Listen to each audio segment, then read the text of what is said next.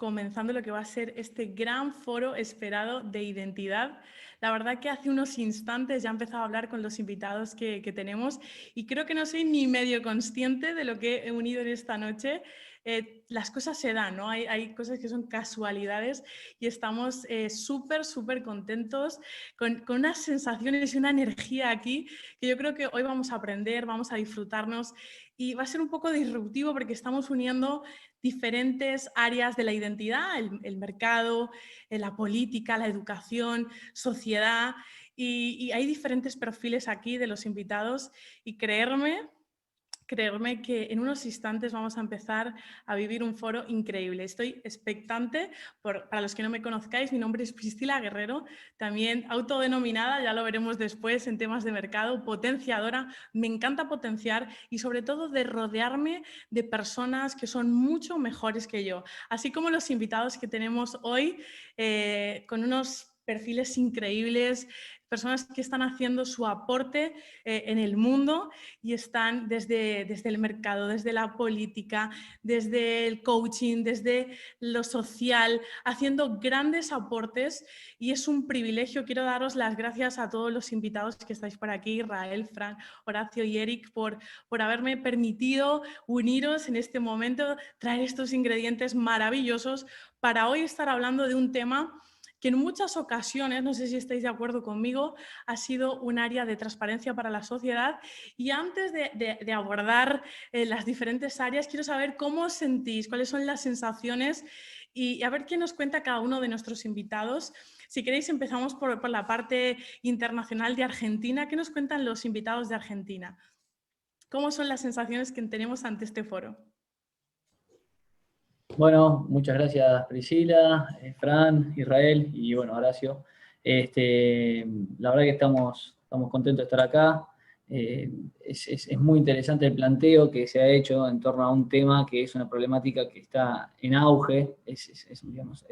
La identidad es hoy el gran tema en muchos aspectos. Vos dijiste, reuniste gente que se dedica al mercado, al marketing, gente de la política, de la sociología. Yo creo que veo todo el tiempo la problemática de la identidad en mi campo, que es lo político. Veo todo el tiempo cómo está planteado y cómo surge permanentemente. Así que me parece una muy buena idea abordarlo desde distintas áreas. Yo creo que va a haber muchos aportes diferentes y que vamos a poder generar una buena sinergia, así que muy agradecido por la invitación. Bueno, muchísimas gracias, Eric, columnista y analista político. Desde allí, desde Córdoba, él va a dar su aporte y su mirada. Muchísimas gracias. Y vamos con nuestro siguiente invitado, Horacio, también fundador de la Fundación Libre. Cuéntanos un poquito cómo son tus sensaciones y cómo abordamos hoy el tema de la identidad. En primer lugar, muchísimas gracias por la invitación. Para mí es un honor poder participar de este foro, acompañado por grandes exponentes e intelectuales, de los cuales uno va a aprender muchísimo. Agradeciendo enormemente que nos están regalando tiempo de su vida, porque si algo que no vuelve en este paso por el mundo es justamente el tiempo que transitamos, y aún así en forma generosa lo han aportado en pos del conocimiento de los demás. Ese semejante acto de generosidad merece ser agradecido, así que yo vengo con la expectativa de venir a seguir aprendiendo. Creo que es un tema trascendental, más en tiempos de la posmodernidad, donde literalmente se ha licuado la identidad del ser, donde en esencia aquel germen que ya se vino gestando desde el tardo medioevo con el nominalismo de Ockham, de creer que simplemente la palabra bastaba para constituir una identidad, se ha terminado de profundizar en los últimos 40 años. Entonces, poder plantear esto desde los distintos aspectos, la economía, el marketing, la sociología, la política, la filosofía, ver cómo la persona está literalmente arrojada al mundo, pero sin una consistencia interna que le dé un propósito. Quizás sí tenga metas en las vidas de las personas, pero no ya un propósito como en tiempos pretéritos. Es el gran desafío que tenemos que afrontar hoy día, y para eso es necesario rescatar las esencias, los universales y los trascendentales que la posmodernidad ha licuado por completo. Bueno, grandísimo aporte. Como veis, tenemos perfiles diferentes, únicos, internacionales y con grandes aportes de valor. Bueno, vamos por aquí ya por casa, los españoles. Israel Guerrero también trabaja de marketing político, marketing empresarial, CEO de No Solo Existo. Cuéntanos un poquito las sensaciones y cómo ya empezamos a abordar estas 4 áreas tan interesantes que estamos hablando de mercado, política, lo social, la educación y un tema que ha sido transparente. ¿Por qué las personas tendrían que escuchar este debate y quedarse hasta el final? Porque ya hay algunos que se están conectando. ¿Qué podemos decir de lo que vamos a vivir en unos instantes? Bueno, en primer lugar, que me siento tremendamente privilegiado de poder compartir con estas mentes brillantes. Creo que va a ser, solamente por las personas que están involucradas, creo que hay una garantía de éxito o por lo menos de profundidad en el pensamiento. Y para mí, al final, estas propiedades, estas distinciones, porque yo creo que eso es identidad, ¿no? Tiene que ver con las distinciones que nos sacan de lo idéntico, ¿no?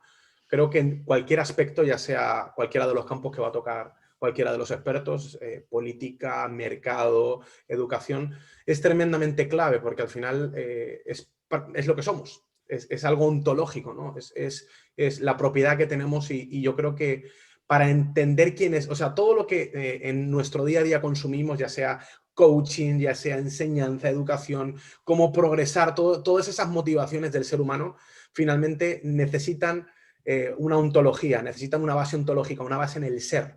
Dependiendo quién tú eres, te sirven unas herramientas o no. Entonces, descubrir quién eres, descubrir también las distinciones de quién eres y también descubrir las estrategias que hay detrás de, bueno, pues afectar a quién eres, creo que puede ser clave para la trascendencia en la vida. Entonces, creo que vamos a intentar girar en muchos aspectos, pero creo que esta conversación va a ser filosófica. Yo me siento en la antigua Grecia, ¿no? Con estoicos, epicúreos aquí, debatiendo, charlando y pensando en la propia existencia, porque si en eso se basa la identidad. Así que tengo expectativas muy altas y que todo el mundo se quede, porque creo que lo vamos a disfrutar bastante. Maravilloso. Frank Quesada, fundador de PDE Internacional y coach de directivos, empresarios. Cuéntanos un poquito tu mirada y ya en instantes empezamos a abordar las diferentes áreas de desarrollo que hemos elegido para esta noche y creerme que esto se va a poner intenso, interesante y para todos los que nos estáis viendo os pido que ya tengáis para apuntar y si tenéis alguna pregunta la podáis poner en comentarios, vamos a estar muy pendientes y en las diferentes áreas si tenéis preguntas las estaremos trayendo las que veamos más oportunas, así que Fran, por favor. Bueno, en primer lugar, agradecidísimo por estar en este tiempo con Eric, como no podría ser de otra manera, Horacio, conocerlos. Es un regalazo. Israel, una de las personas que admiro muchísimo por todo el desarrollo de su vida. Y a ti, Priscila, por generar estos contextos. Nuestra intención, por supuesto, siempre es constructiva en medio de este proceso. Y bueno, y al igual que Israel decía, bueno, yo me siento en un espacio muy filosófico, creo que tengo como la responsabilidad de querer aterrizar de alguna otra manera, ¿verdad? Desde esos espacios filosóficos que me parece que son claves, porque es desde ahí donde construimos esas grandes ideas que después lideran el mundo, pero que podamos aterrizarlo, ¿verdad? Y simplemente quería compartir, y ya que soy el último con la palabra, pero quería compartir como un espacio también de integración. He tenido el privilegio de viajar por diferentes países y me acuerdo que dando una conferencia en New Jersey tuve la oportunidad de interactuar con un muchacho después de una impresión personal de que tenía que hablar con él. Tuve la oportunidad de interactuar con él. La cuestión es que al final, después de la conversación, me di cuenta y él me confesó que estaba a punto de suicidarse, al punto de que definitivamente había un espacio donde tenía un revólver en la mesilla de noche de su casa. Y todo ocurrió en un punto donde lo que aconteció fue que el muchacho, para hacer la historia corta, el muchacho a los 8 años de edad pierde a su papá. No sé si hay un ruido que está sonando por allí, pero vamos a trabajar a lo mejor en ello. Pero ahí estaba. Ahora, es interesante que el muchacho a los 8 años de edad pierde a su papá, pero justamente anteriormente había sido abusado sexualmente por él. Esto generó en el muchacho toda una impronta súper negativa y, bueno, a los 23 años de edad estaba traficando con drogas, el muchacho no encontraba sentido a su vida, y estaba a punto de suicidarse. Gracias a Dios que esta conversación generó todo un proceso muy potente. El muchacho reinventó su vida, generó todo un contexto diferente y hasta el día de hoy, ¿verdad? Contamos con su amistad. Identidad. Creo que hoy probablemente todos los problemas, y a lo mejor yo sé que generalizar es terrible y venir desde el absoluto es algo que no hay que hacer, pero me atrevo a ello en este espacio. Creo que todos los problemas están basados justamente en esta cuestión, la identidad. A veces falta de identidad o una identidad mal construida o una identidad escasa, ¿verdad? Y traía este espacio, ¿por qué? Porque creo que la gente tiene que tener conciencia que este no es simplemente un debate filosófico, la gente tiene que tener conciencia que este es un debate vital, debate foro, vital para poder construir en este tiempo una sociedad como la que queremos construir, creando este mundo mejor. Así que traía esto y ya empiezo a abrir, ¿verdad?, la caja de Pandora. Totalmente, totalmente. Bueno, te traía un espacio de preguntaros qué es la identidad para cada uno de vosotros, quiénes sois, pero como ya el tiempo corre, es impresionante cómo va de rápido en este tiempo. Quiero que empecemos ya a ir al grano en ciertas cosas. Ahora hay un gran debate sobre identidad. Identificación, desidentificación, construcción, deconstrucción, hasta qué punto es estática la identidad, hasta qué punto es dinámica, y la podemos abordar desde cualquier área en la que os sintáis más cómodos, ya sea educación, parte social o parte política. ¿Qué podemos decir ante este gran debate? ¿Dónde os colocáis cada uno de vosotros? ¿Y qué parte de la identidad pues vemos estática, dinámica? ¿Con qué cómo gestionar esa identificación o estos baremos dentro de la identidad? El que se sienta cómodo, que pueda empezar. Me gustaría que en esto, si participemos los cuatro, y podamos decir más o menos cómo gestionaríamos estos equilibrios y exactamente en qué lado tendemos más.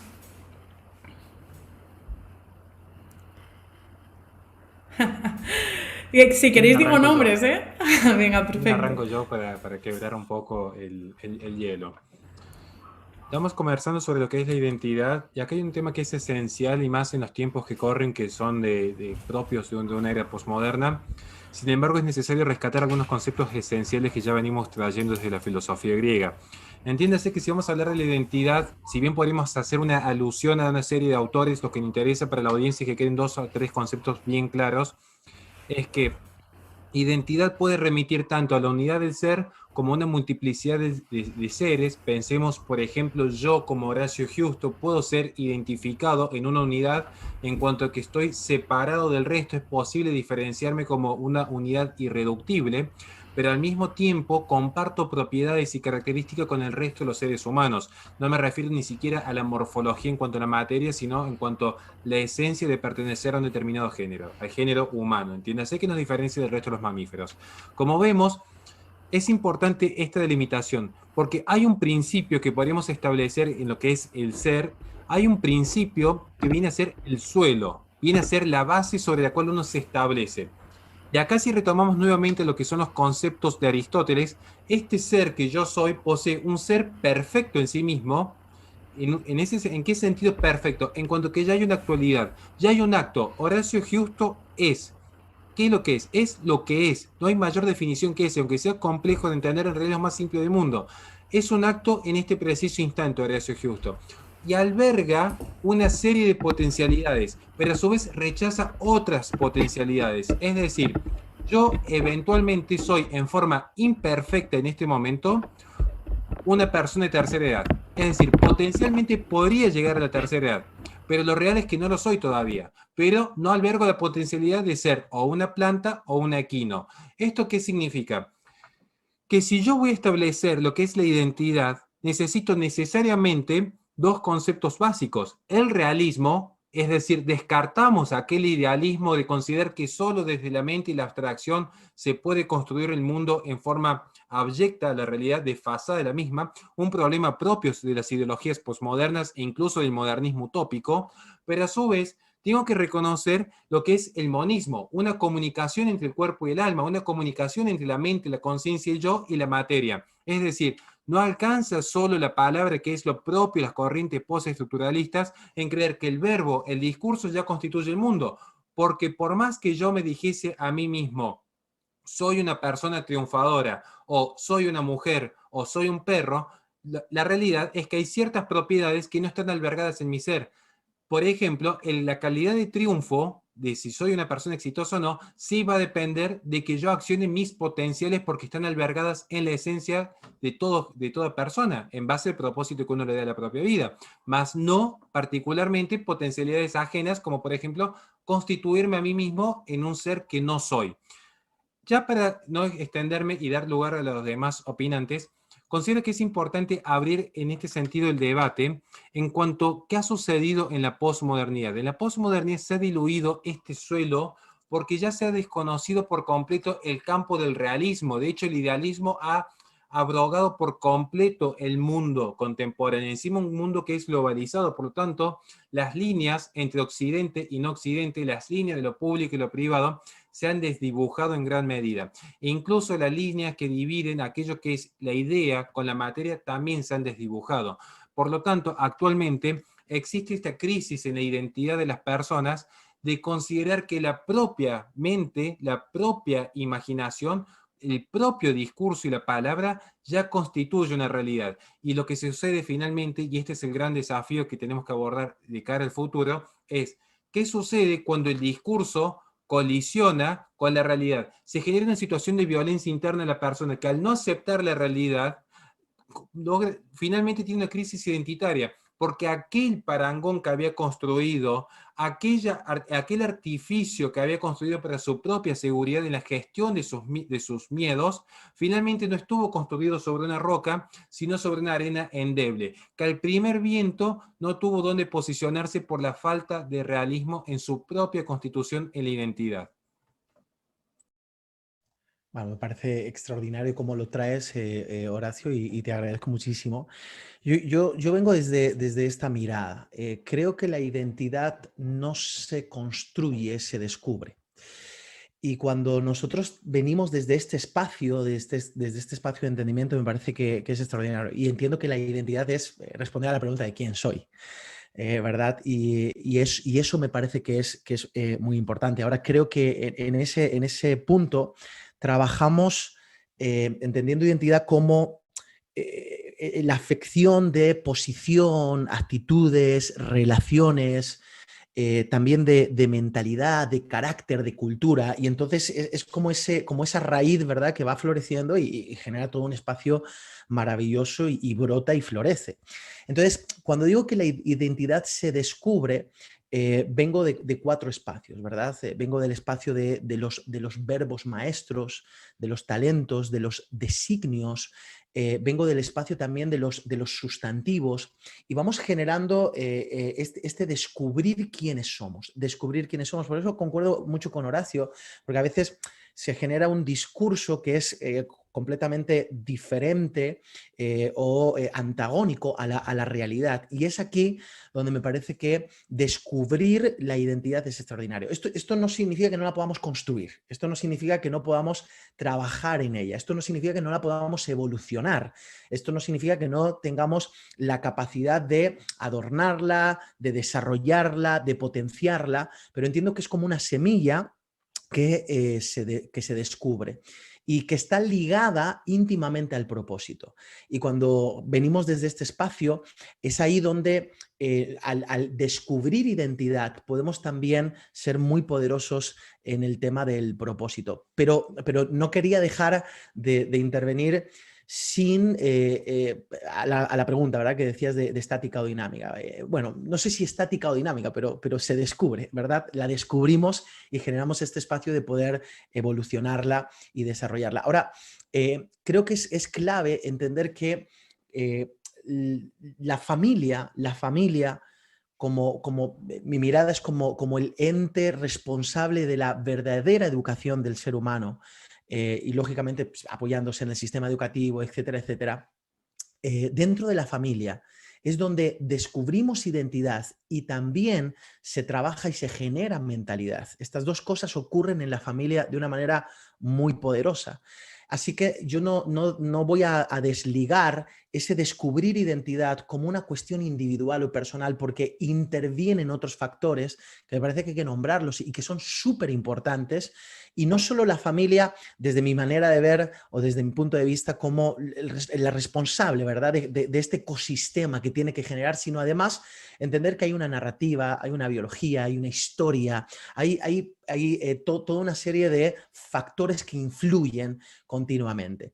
Así que mi mirada es que se descubre esa identidad y que se va evolucionando y se va construyendo de una forma poderosa. Yo quiero darle algún matiz, Fran, porque me encanta cómo lo estás trayendo, incluso me encanta también la aportación de Horacio. Me conocéis, yo soy tremendamente pragmático, y para mí la identidad a día de hoy es tripartita. Creo que el número 3 lo vemos en todos lados, ¿no? Yo soy de los que cree que el ser humano está fragmentado en 3: cuerpo, alma y espíritu, ¿no? Dicho esto, creo que la identidad se basa en esencia, forma, propósito. Y creo que el debate, creo que la batalla, creo que la falta de entendimiento está en qué partes de la identidad, no sé si concluir contigo que se descubre, sí parcialmente, pero qué partes de la identidad son estáticas y qué partes de la identidad son dinámicas. Yo creo que aquí está la batalla, ¿no? La batalla emocional 100% empática. Ayer leía un artículo que hablaba del problema de una sociedad basada en demasiada empatía, porque al final la empatía es la forma en la que a veces la propia sociedad nos engaña, ¿no? Porque desconectamos de nuestra razón. Pero la clave para mí es encontrar ese balance exacto entre lo que es dinámico y lo que es estático, ¿no? Yo te lo he escuchado incluso a ti, Fran. Yo hoy persigo más el estoy siendo que el soy. ¿Por qué? Porque al final tenemos una percepción también de nuestra realidad. Tener en cuenta que la identidad también es una cuestión de entendimiento. Porque es verdad que yo puedo ser lo que soy y, como tú dices, el descubrimiento, ese proceso de entender esto es complejo, ¿no? Entonces, para mí, uno de los grandes problemas de todo, y hablo desde el mercado, desde la sociedad, desde la educación, es que la gente no ha entendido esta partición, este tripartito, que al final nos conecta con lo más esencial de la filosofía, lo más esencial de la humanidad. O sea, estamos hablando de que el propósito, por ejemplo. La gente habla de propósito, pero es imposible hablar de propósito, en mi opinión, y hablo absolutamente desde mi juicio, sin hablar de un creador. No tiene sentido, porque al final, si yo creo una silla, ¿quién es el que diseñó esa silla? Tiene que haber alguien que diseña. No puede haber propósito si no hay una creación, si no hay un acto voluntario de creación. Por lo tanto, para mí, la parte de propósito nos lleva a esa parte tripartita del ser humano, de lo espiritual. Es necesario. Por eso el ser humano lleva abofetadas durante siglos pensando en lo espiritual, y nunca va a acabar esta conversación, porque no va a conectar el propósito. Una vida sin espiritualidad es una vida sin propósito. Pero también existe la parte de la esencia. Hemos dicho la naturaleza. Yo creo que esto es estático, queridos. Disculparme, me podéis llamar anticuado, conservador, pero creo que hay una biología. Creo que yo puedo considerarme, no sé, un ciervo, un Pokémon, un Power Ranger, pero da igual en el mundo de las ideas, da igual en el mundo de la razón, en el mundo de las opiniones, en el mundo de las emociones, de la empatía, lo que yo pueda creer. Aunque yo tenga un propósito y tenga una espiritualidad, tengo que conectar con cuerpo, he dicho cuerpo, alma, espíritu, ¿no? Y tengo que jugar con las reglas del juego.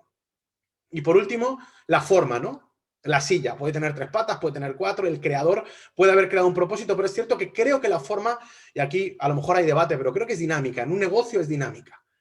Tú puedes tener un propósito dado por el creador, puedes tener una forma concreta, juegas donde juegas, juego en España, tengo las reglas que tengo, estas son las leyes del mercado, pero la forma probablemente sea adaptable, y aquí es donde quizás el error, para mí, termino con esto, sea el desbalance, como en cualquier cosa, ¿no? Sea ser demasiado emocional para creer que como la parte de forma es flexible, la parte de esencia también lo es, ¿no? Entonces, para mí este balance o esta conexión perfecta entre cuerpo, alma y espíritu, esencia, forma, propósito, es precisamente lo que está matando a la sociedad, lo que está matando a los negocios y lo que está matando a las personas. Una falta de entendimiento de esa esencia, perdón, de esa identidad completa.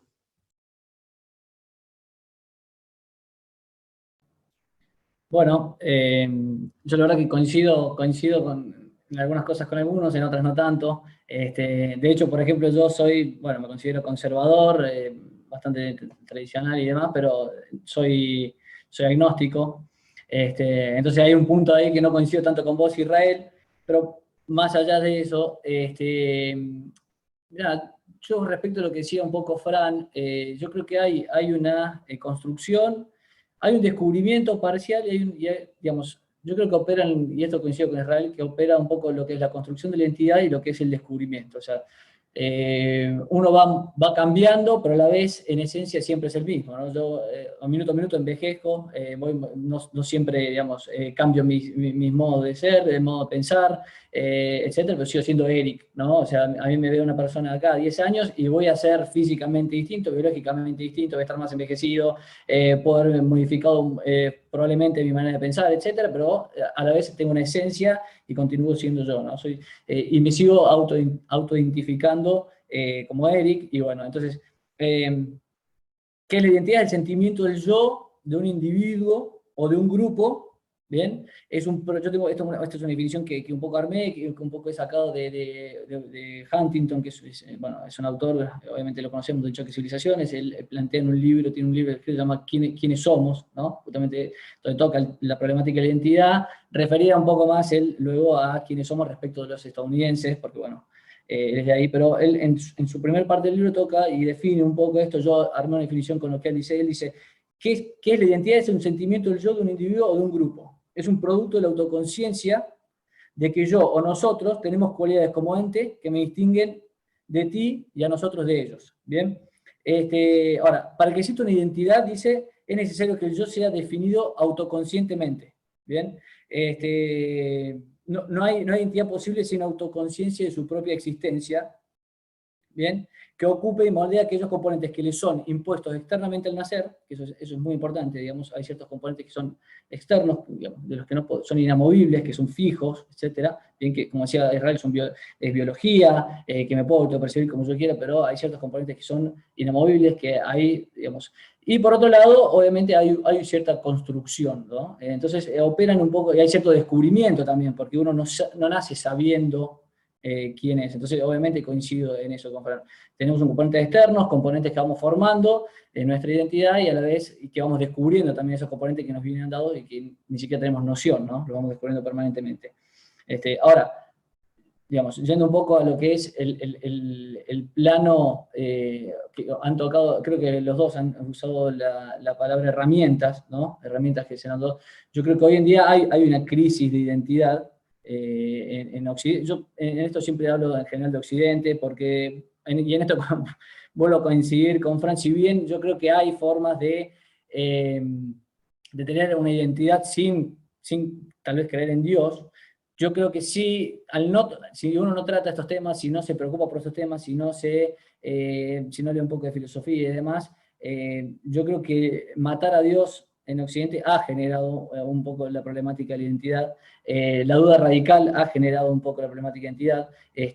Yo creo que la problemática de la identidad surge, y en esto, bueno, hay varios autores que coinciden, en general Bauman, hay varios autores que coinciden, bueno, Alain de Benoit, etcétera, a partir del siglo XVIII, ¿no? El individualismo que surge a partir del siglo XVIII, la duda radical, que digamos, es una duda que pone en revisión absolutamente todo, el pasado, etcétera. Yo creo que a partir del siglo XVIII podemos decir que ahí es donde empieza a surgir la problemática de la identidad, no solo filosóficamente, sino que también, digamos, por la revolución que se va dando en términos materiales, ¿no? La revolución de los transportes, la revolución de los medios de comunicación, que nos van poniendo en contacto permanentemente con otras comunidades totalmente desconocidas, con otras culturas, hace que choquemos con otras culturas, ¿no? Y empezamos a cuestionarnos, digamos, la identidad. Entonces, bueno, no quiero extenderlo demasiado, después lo podemos seguir hablando, pero yo creo que sí, como dijo Horacio en un comienzo, en la posmodernidad tenemos la problemática de identidad surgida, tal vez en la modernidad, pero yo creo que en la modernidad teníamos algunas herramientas, bien, esta duda radical que se inserta en la modernidad, otorga herramientas y tiene la pretensión de llegar a una verdad, bien, continúa habiendo ciertos anclajes, pero yo creo que en la posmodernidad se ha terminado, digamos, hay una mala radicalización de lo que es la modernidad, bien, en este sentido. ya no hay una pretensión de llegar a la verdad, sino que hay una relativización absoluta, y bueno, y obviamente se lleva un poco al extremo lo que son esta revolución de lo que fueron en comienzo los medios de comunicación o los medios de transporte, en lo que vemos hoy, no sé, por ejemplo, las redes sociales, etc. Entonces, hay ciertos componentes filosóficos y tecnológicos que nos han llevado a una atomización extrema y que no nos han otorgado las herramientas para definir, para salir de esta problemática de identidad, sino yo creo que nos han quitado esas herramientas, ¿no? Pero bueno, eso lo podemos obviamente someter a debate. Bueno, extraordinario, ya habéis participado todos. Dejo el espacio para réplicas, porque ha habido alusiones unos y otros, y a lo mejor alguien quiere decir alguna cosa más. Horacio. Sí, particularmente no sería una réplica porque no sería un debate tampoco en términos tan formales, pero sí me interesa rescatar, bueno, esto lo hemos planteado, aclaro para la audiencia, en términos privados con Eric, hemos tenido siempre como una discusión respecto a si la posmodernidad es el desarraigo del modernismo o en todo caso es la profundización. Yo me hago cargo de mi formación, digamos, yo considero que la posmodernidad en realidad es la profundización del modernismo, y más si uno habla, supongamos, de una modernidad líquida, en realidad lo que es líquido es cambia el estado, pero se conserva la esencia, digamos. Entonces, esta idea antropocéntrica creo que es un problema que ya se viene heredando incluso del idealismo y más particularmente del dualismo cartesiano, que es la duda en todo sentido llevado a su máxima ponencia, en el cual la única certeza, porque ese fue la gran preocupación de Descartes, fue justamente los grados de certeza en la búsqueda de la verdad y la identidad. Finalmente lo único que queda es la propia conciencia de sí mismo en ese estado constante de duda. No vamos a entrar en una clase de filosofía del siglo XVI, digo porque son distintas percepciones. Sí me interesa rescatar fundamentalmente lo que planteó Quesada, que creo que los tres aportantes han sido impecables, cada uno en su perspectiva, que lo que subyace en el fondo, lo tomé tomando nota de lo que planteó Frank Quesada, pero he notado que estuvo siempre el debate atravesado por la misma lógica, y yo creo que hay una visión un tanto superadora en cuanto a la identidad, si es dinámica o estática, que es tratar de diferenciar ciertas ontologías en el postulado propio. ¿Por qué? Porque muchas veces se está confundiendo que hay dos naturalezas muy diferenciadas en lo que es la propia identidad del ser, porque el ser, en el momento que se encarna, en el momento que el ser humano se encarna y es arrojado al mundo, en ese instante ya hay una constante coalición y particularmente una situación de tensión hasta el final de sus días. ¿Cuál es esta tensión? La tensión entre lo dado y el libre albedrío. Esta tensión entre lo que está dado, entiéndase, el cuerpo humano, el no poder dominar plenamente la naturaleza, la conciencia de la muerte, el cuerpo biológico, la asignación familiar que le ha tocado de suerte en vida, la sociedad en la cual se ha constituido y la que ha tocado nacer, entra en colisión con el libre albedrío. Un libre albedrío que tiene una particularidad, conjuga la voluntad propia, libre albedrío en términos agustinianos, la voluntad propia, por eso lo libre albedrío y no libertad, esa capacidad, esa facultad en términos aristotélicos para disponer lo que está dado en los límites de lo que está dado, como el artista tiene un límite en su lienzo, en ese sentido conjuga a su vez este libre albedrío con el libre albedrío de la comunidad. Y esta comunidad también tiene que ser analizada en concepto de identidad, porque el ser humano como sí, como humanidad, como característica y propiedad que poseemos todos, tiene una doble faz, porque además de albergar al individuo, que es idéntico en cuanto que se identifica con el resto, pero a su vez es individualizado en ese mismo instante, a su vez de poseer características compartidas, hay un juego, y ya con esto cierro, que es lo que me interesa quizás luego poder, que opine el resto, hacer un poco más incisivo en ese aspecto. La comunidad es la que dota de reconocimiento a uno. Y esto es clave, porque el ser humano que se desarrolla sin la comunidad, y ha habido algunos casos bastante lamentables de humanos que se han desarrollado por fuera de una sociedad, entiéndase, en un estado completo de naturaleza, no han sido luego de desarrollar el lenguaje que es el campo cultural distintivo del humano que lo diferencia del resto de las bestias. El campo cultural, diría Freud, las abejas no cuentan chistes. No quieren indagar todavía en el lenguaje porque eso es un tema un poco más complejo en este punto, pero sí es importante. ¿Qué es lo que subyace en un punto? Que en un momento Israel habla de lo que es la percepción. Y este es un tema que es muy complejo, porque si vamos a hablar del concepto de la percepción como concepto clave, y más en la posmodernidad, van a ver que Eric, en un momento, como tiene una formación más vinculada a lo que es el modernismo, en la etapa histórica del modernismo, él habla de la autoconciencia, bueno, los autores que él ha investigado y ha estudiado, pero fíjense en el quiebre que hay, porque de la autoconciencia, que implica un proceso de racionalismo consciente, que se empieza a gestar ya desde el siglo XVI, a lo que es el siglo XX y XXI, donde ya se pone en duda el estado de conciencia y se empieza a hablar de la percepción. Porque si uno ya empieza a dudar del mundo externo, nada impide luego dudar del mundo interno. Finalmente hay un solo presente, hay una sola certeza, que es el sentimiento. No en vano han aflorado las tesis sensocentristas en el siglo XXI. Pero la percepción es lo que actualmente está constituyendo la identidad de las personas. El sentir, el percibir y ya no el racionalizar, que era un proceso propio del modernismo, y tampoco la adecuación a la verdad, que era un proceso propio del medioevo, donde había una adecuación del juicio del sujeto sobre el objeto cognoscible. Bueno, no estaría mal esa clase del siglo XVI, ¿eh? Y me pondría como alumno allí definitivamente. Muchísimas gracias, Horacio. Coincido con Eric en que hay una crisis de identidad, pero quiero traer un poquito más de conciencia sobre este tema. Es decir, ok, cualquier persona que nos esté viendo ahora y dice, bueno, hay una crisis de identidad. ¿Y qué? Bueno, ¿cómo que y qué? Fíjate este punto. ¿Cómo que y qué? Hey, si hay una crisis de identidad, la identidad está relacionada directamente con la productividad. Porque al no descubrir quiénes somos realmente ni para qué estamos en esta vida, entonces la productividad comienza a verse mermada. Número uno. Número dos, la identidad está íntimamente relacionada con los modelos mentales. Con cómo construimos y esto que trae Horacio, ¿verdad? Cómo percibimos el mundo. Entonces, si ahora venimos desde convicciones o no, si venimos desde valores, bueno, todos sabemos, ¿verdad? Que tenemos un espacio interno con nuestros valores, que esos valores llevan creencias, expectativas, esas expectativas, actitudes, acciones. Y entonces, está íntimamente relacionada con los modelos mentales, con nuestras creencias, con nuestro sistema paradigmático. Y la identidad afecta a ese espacio. Y por último, la identidad, podríamos ahondar muchísimo más, pero afecta directamente también a la conciencia trascendente. Las etapas evolutivas del ser humano son 4, podríamos hablar más y profundizar mucho, pero hay 4 etapas evolutivas: niñez, adolescencia y juventud, madurez y ancianidad. En la niñez nos damos cuenta que el niño lo que hace es descubrir el disfrute. En la juventud, adolescencia, se sueña y se cree por cosas y se sueña de manera, incluso podríamos llegar a decir, hasta ilusoria en un momento dado.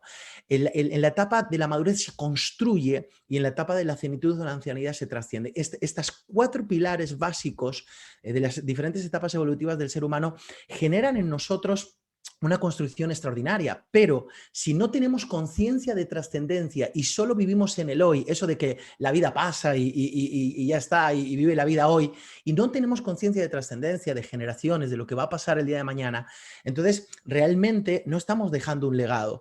La identidad afecta directamente a la conciencia de trascendencia. Ahora, decías, Horacio, algo muy interesante, la tensión entre lo que es dado y el libre albedrío. Y yo digo, ¿por qué tiene que haber tensión? y explico este espacio, ¿vale? El espacio que quiero traer es cómo se construye la identidad, y la identidad pasa por construirse a través de la relación. Y lo que traía Israel de una forma magistral. Soy espíritu, tengo un alma y habito en un cuerpo. Y la identidad es ese baile entre estos 3 espacios que traía, pero la identidad se va a construir en ese todo. Somos un ser, ¿verdad? Pero yo creo, concuerdo contigo y creo de la misma manera. Esa es mi percepción, es lo que creo y es mi fundamento. Pero esa relación se va a manifestar, por ejemplo, en el cuerpo, se va a manifestar también en el alma y se va a manifestar en el espíritu. ¿Y de dónde trabajamos eso? Y para mí, y esta ya la suelto ahí para que sigamos más.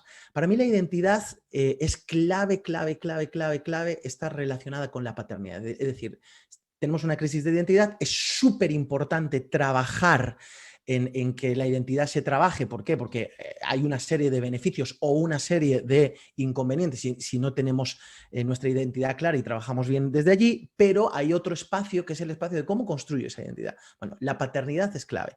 Y para mí la paternidad la mido de dos maneras. La mido desde el espacio de la propia familia, el tema de las familias disfuncionales, desestructuradas, incide en la crisis de identidad que estamos teniendo. Número uno.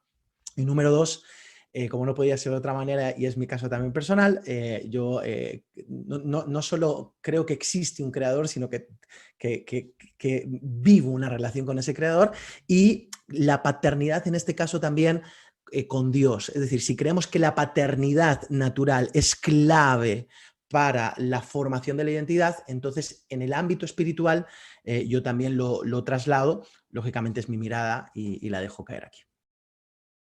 Qué barbaridad lo que acabas de decir, en el buen sentido de la palabra, Fran. Esto vale oro, ¿no? Yo ayer tenía una conversación, perdón que yo aterrizo siempre, me encanta pensar en la gente que nos está escuchando. Por eso soy el encargado del mercado, ¿no?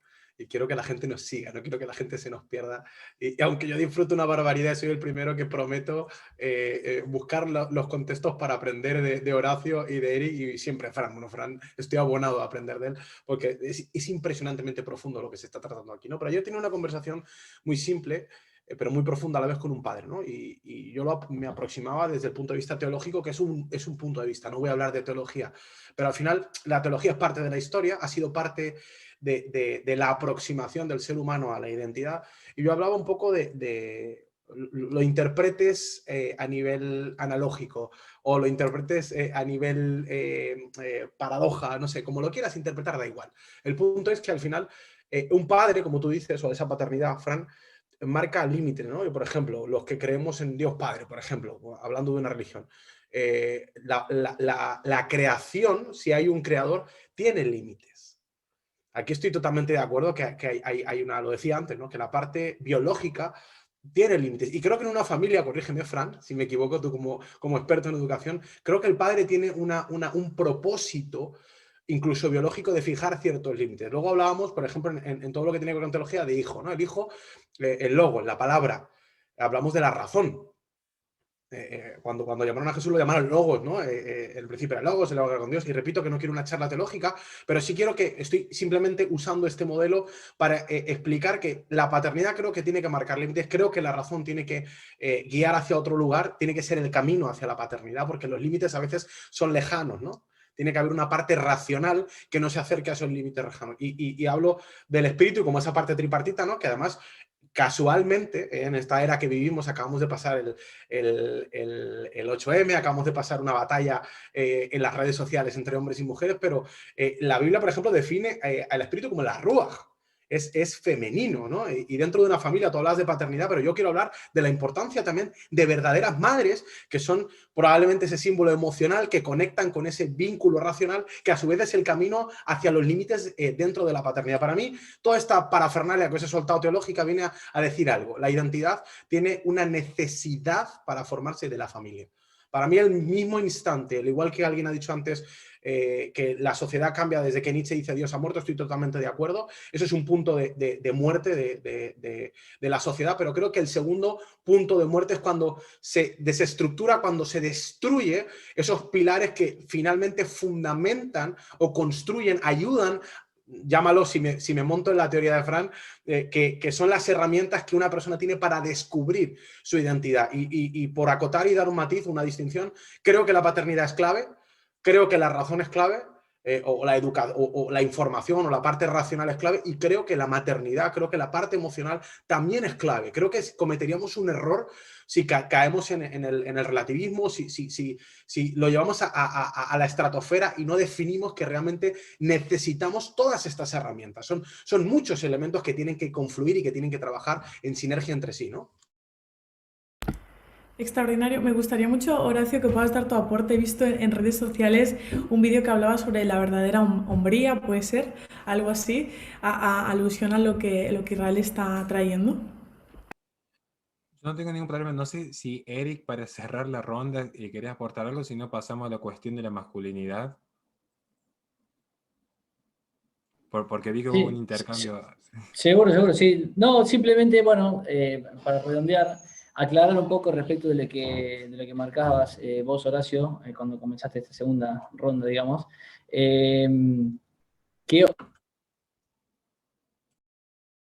se Tu se me micrófono, muteó. Eric, ahí está. Sí, se me muteó. No, conozco perfectamente tu postura. No quiero que se me malinterprete, ¿no? Porque yo hago perfectamente esa distinción.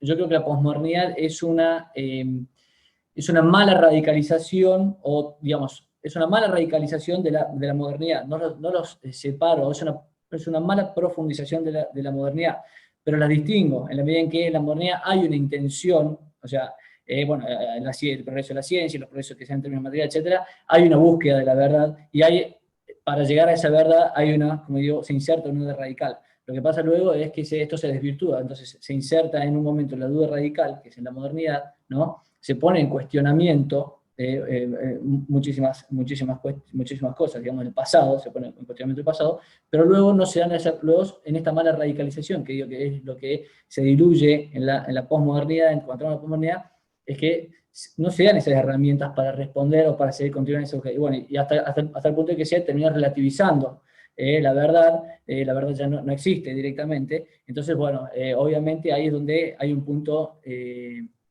inflexión. Eso yo quería marcar, digamos. Hay incluso hoy en día lo que vemos es un abuso, un mal abuso de la confianza en la razón. O sea, las generaciones de hoy en día, de estos jóvenes, esto que mencionaba recién, tuvimos el 8M, bueno, cuando uno habla con estas feministas, con todos estos sujetos jóvenes, ¿no? En general son muy jóvenes y están todos deconstruidos y demás, bueno, hay una confianza extrema en la capacidad de raciocinio que tienen ellos, en la medida en que obviamente son antitradición y quieren tirar por la borda, es la mentalidad revolucionaria en última instancia, ¿no? Ellos están llamando a hacer la revolución, quieren cambiar el status quo, no saben bien hacia dónde, obviamente, pero ellos quieren cambiar. ¿Y por qué? Bueno, porque tiene eso es un abuso de la razón, a eso me refiero, que hay una mala radicalización de lo que es la razón típicamente moderna en lo que es la posmodernidad, ¿no? Entonces, y bueno, ¿qué pasa con estas generaciones? Que se la pasan hablando de sus padres, criticando a sus abuelos, criticando los modos de vida anteriores, desconociendo el conocimiento aprendido, ¿no?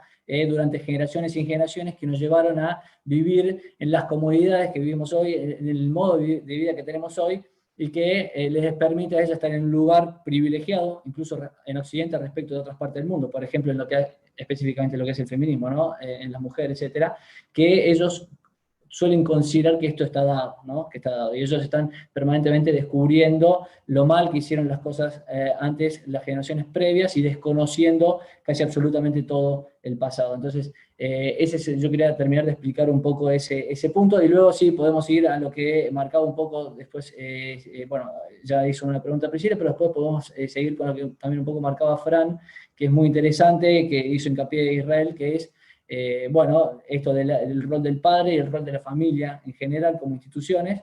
Hay otras instituciones, de hecho yo sin ser, como les decía, yo siendo agnóstico rescato muchísimo lo que es la institución de la iglesia, ¿no? Y hay otro tipo de instituciones también. Yo fundamentalmente, para mí la más importante es la familia, en eso creo que coincidimos, como primer proceso de socialización de los individuos, que otorga en gran medida la identidad, que además es un escudo protector respecto de lo que es, por ejemplo, hoy en día el Estado, de lo que podría ser mañana otros tipos de Estado más globales, o de organizaciones más globales que tengan mayor peso y cada vez nos atomicen más, etcétera, ¿no? Pero bueno, eso lo podemos continuar hablando, pero en eso yo creo que coincido bastante con lo que mencionaron hasta ahora. Bien, excelentísima aclaración, y sería muy interesante algún día volverte a invitar a mi canal para poder conversar, debatir, dialogar, aprender respecto a si había o no había una esencia en el modernismo que ya estaba corrompida per se y por eso se degenera, o si la degeneración fue un accidente dentro de dicha esencia temporal. Pero no queremos ir de ese tema. Pero los que nos conocen saben que Eric y yo somos muy apasionados por este tipo de discusiones, un tanto abstractas, pero son los que lo más nos movilizan. Voy a tomar la pregunta que realiza Priscila respecto a la masculinidad, e incluso la voy a lograr amalgamar en algún punto con lo que han aportado a los preopinantes, particularmente con este concepto aristotélico de hace 2400 años en cuanto que la familia es la unidad básica de la sociedad. Y lo cierto es que si yo veo luego los estudios muy, muy interesantes que se dan en 2 tomos, Sexo, Erótica y Amor, del psiquiatra chileno Peñilillo, lo cierto es que la familia es la unidad básica de la sociedad, es la célula elemental de la sociedad.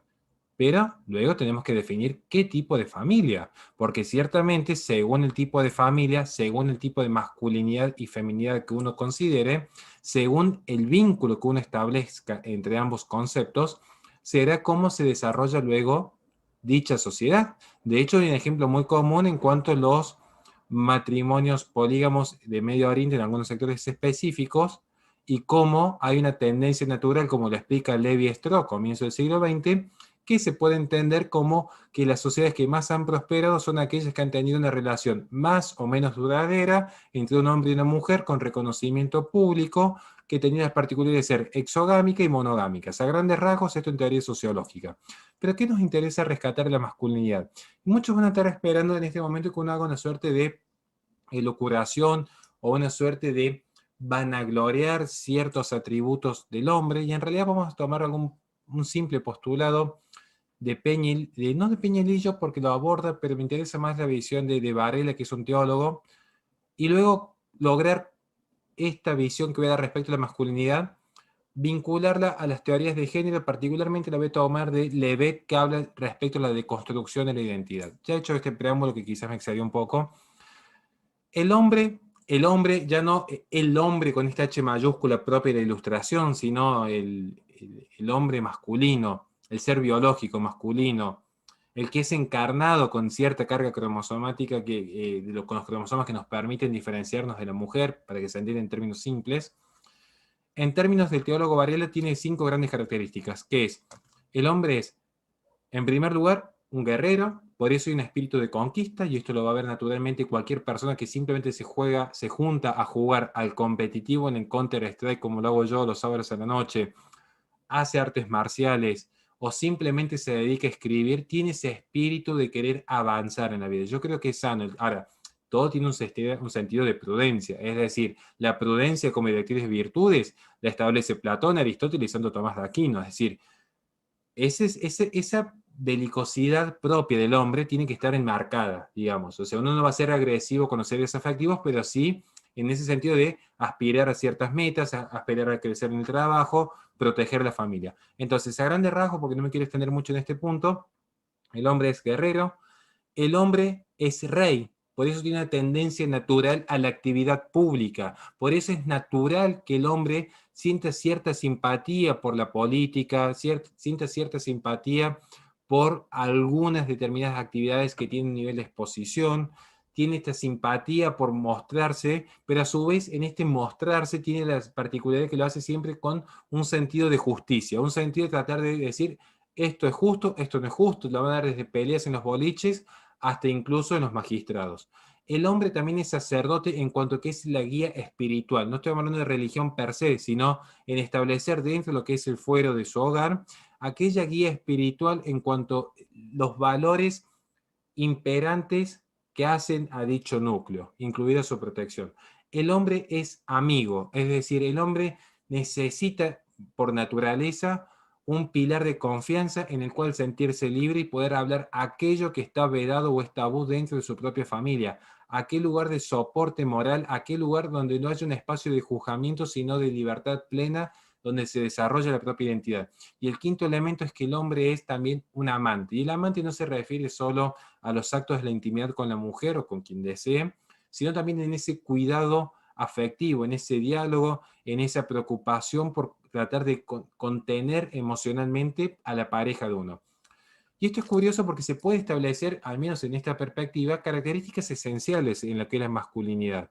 Y esto es importante, porque si realmente queremos buscar un sentido de identidad, naturalmente vamos a tener que reconocer, si hablamos de algo que es idéntico, la definición también por el opuesto, porque ese es un elemento clave para identificar algo. Es decir, esto lo podríamos tomar en principio no contradictorio. ¿Qué es lo contrario al blanco? Uno puede decir, bueno, lo contrario del blanco sería el negro, el azul, el amarillo, el rojo. ¿Qué es lo contradictorio al blanco? El no blanco. Ahora bien, si uno constituye las identidades solo por los contradictorios, es decir, negando las esencias, automáticamente queda la nada misma. Tomemos la teoría de Levet, la teoría del género como sexo de los ángeles. ¿Qué sucede si yo luego considero que no hay diferencia sustancial porque no existe como tal lo que distingue al hombre de la mujer? No pensemos solamente en el cuerpo, porque es cierto que el sexo, a ver, es cierto que la identidad sexual constituye parte de la identidad ontológica del humano. No empieza y acaba allí, pero es un componente en el cual se expresa. No es el único, pero sí es uno de los pilares. Y en ese componente, si se elimina la fase ontológica que distingue al hombre de la mujer, finalmente no queda ni el hombre ni la mujer, por lo tanto no queda la nada misma. Y desaparece una fase muy importante en la identidad de la persona. Porque si yo caigo en las teorías de género y yo dijese, bueno, yo soy mujer, ¿por qué? Me dice, no, pero tenés que usar una minifalda, hablar un poco más fino y usar una peluca. Yo diría, bueno, pero eso es una teoría de género, eso es un rol asignado por la sociedad. Es cierto que la sexualidad no es solamente lo dado, porque hay un devenir. Esto lo tomo de Levet. No alcanza solamente con la mera genética o la mera biología, sino estaríamos copulando como animales, apenas una mujer puede quedar embarazada. ¿Se entiende? Entonces, no alcanza solamente lo natural, pero tampoco alcanza solo el constructivismo teórico, porque si yo caigo en el constructivismo teórico y elimino la fase natural, elimino las diferencias naturales, elimino la identidad de la persona, que es lo que curiosamente sucede actualmente en la posmodernidad con las teorías de género. Finalmente no hay mujer, porque basta que un hombre se diga a sí mismo, soy mujer, y uno dice, bueno, entonces, ¿qué es una mujer o qué es un hombre? ¿Cómo se define lo que es hombre y mujer si va a ser un mero relato? Si es por la mera percepción o el mero relato, se carece de esencia. Y el ser sin esencia, por definición, es un no ser. En todo caso, sería como dijo Occam, un mero vocablo. No me quiero extender, pero quería más o menos introducir porque es un tema muy álgido. Sé que es controvertido, pero bienvenidas sean las críticas y los debates posteriores. Bueno, yo quería, muchísimas gracias, Horacio, creo que por todo tu aporte. Me gusta tu análisis con respecto a quién ha sido el hombre, ¿verdad? Durante todo este tiempo, pero el hecho de quién haya sido el hombre durante todo este tiempo no significa que, o sea, no significa que de alguna otra manera eso nos sirva como un espacio para decir quién tiene que ser, porque no todo lo que ha pasado ha sido bueno o malo o ha sido fundamental. Yo todavía profundizaría un poquito más en ese espacio. Y concuerdo contigo definitivamente que al final el ser humano, ¿verdad? Tiene una identidad dada y que la identidad de hombre o mujer es súper importante y para mí viene dada y desde allí nosotros vamos trabajando. Pero quería todavía trabajar algo que traía Eric, que me parece que es súper profundo y súper interesante, y es con respecto a todo esto que estabas hablando acerca de la posmodernidad y estabas hablando, ¿verdad?, de estas luchas que se estaban generando y que se están generando a día de hoy. Es el movimiento pendular, ¿eh? Este es el movimiento pendular. O sea, venimos a nivel internacional de ciertos espacios de opresión. Venimos de ciertos espacios donde, por ejemplo, en España, ¿verdad? Venimos de espacios de una dictadura, pero no solo en España, sino en Italia, pero no solo en Italia, en diferentes partes del mundo eso es lo que ha acontecido. Entonces, ese movimiento pendular hace que después de un espacio de opresión, entonces en este caso, pues nuestros contemporáneos hayan sido criados por padres con una mentalidad, con un discurso y con un contexto, ¿verdad? Que todo era, tenéis que obedecer, tienes que hacer lo que yo digo, porque yo lo digo, donde no se estaba pensando, donde de alguna otra manera no se permitía. Entonces, ¿qué ocurre? Que viene desde este espacio de opresión, viene ese libertinaje donde hagamos lo que nos dé la gana, o sea, no importa.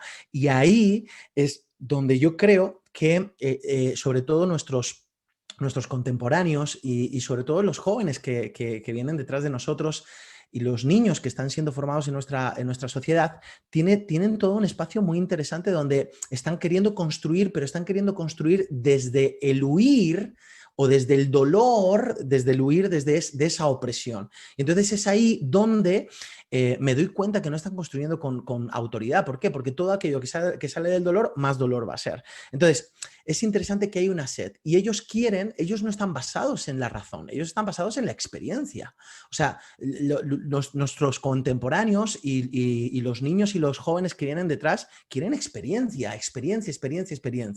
Ahora, yo entiendo que la experiencia no es suficiente, pero creo que nosotros tenemos la obligación moral, si queremos ponérnosla, ¿no? Si queremos realmente generar ese espacio de traerles un contexto reflexivo poderoso, darles herramientas, pero necesitamos bajárselo al nivel de la experiencia, al nivel de vivirlo, de experimentarlo. ¿Por qué? Porque es ahí donde yo me doy cuenta que, de alguna u otra manera, ese libertinaje está generando todo un espacio de experiencias. Claro, experiencias cortoplacistas, experiencias que a la hora de la hora no están construyendo con poder. Y aquí, señores, señoras, creo que es donde estamos, de alguna u otra manera, perdiendo la batalla, y a mí me gusta ser de los que ganan las batallas.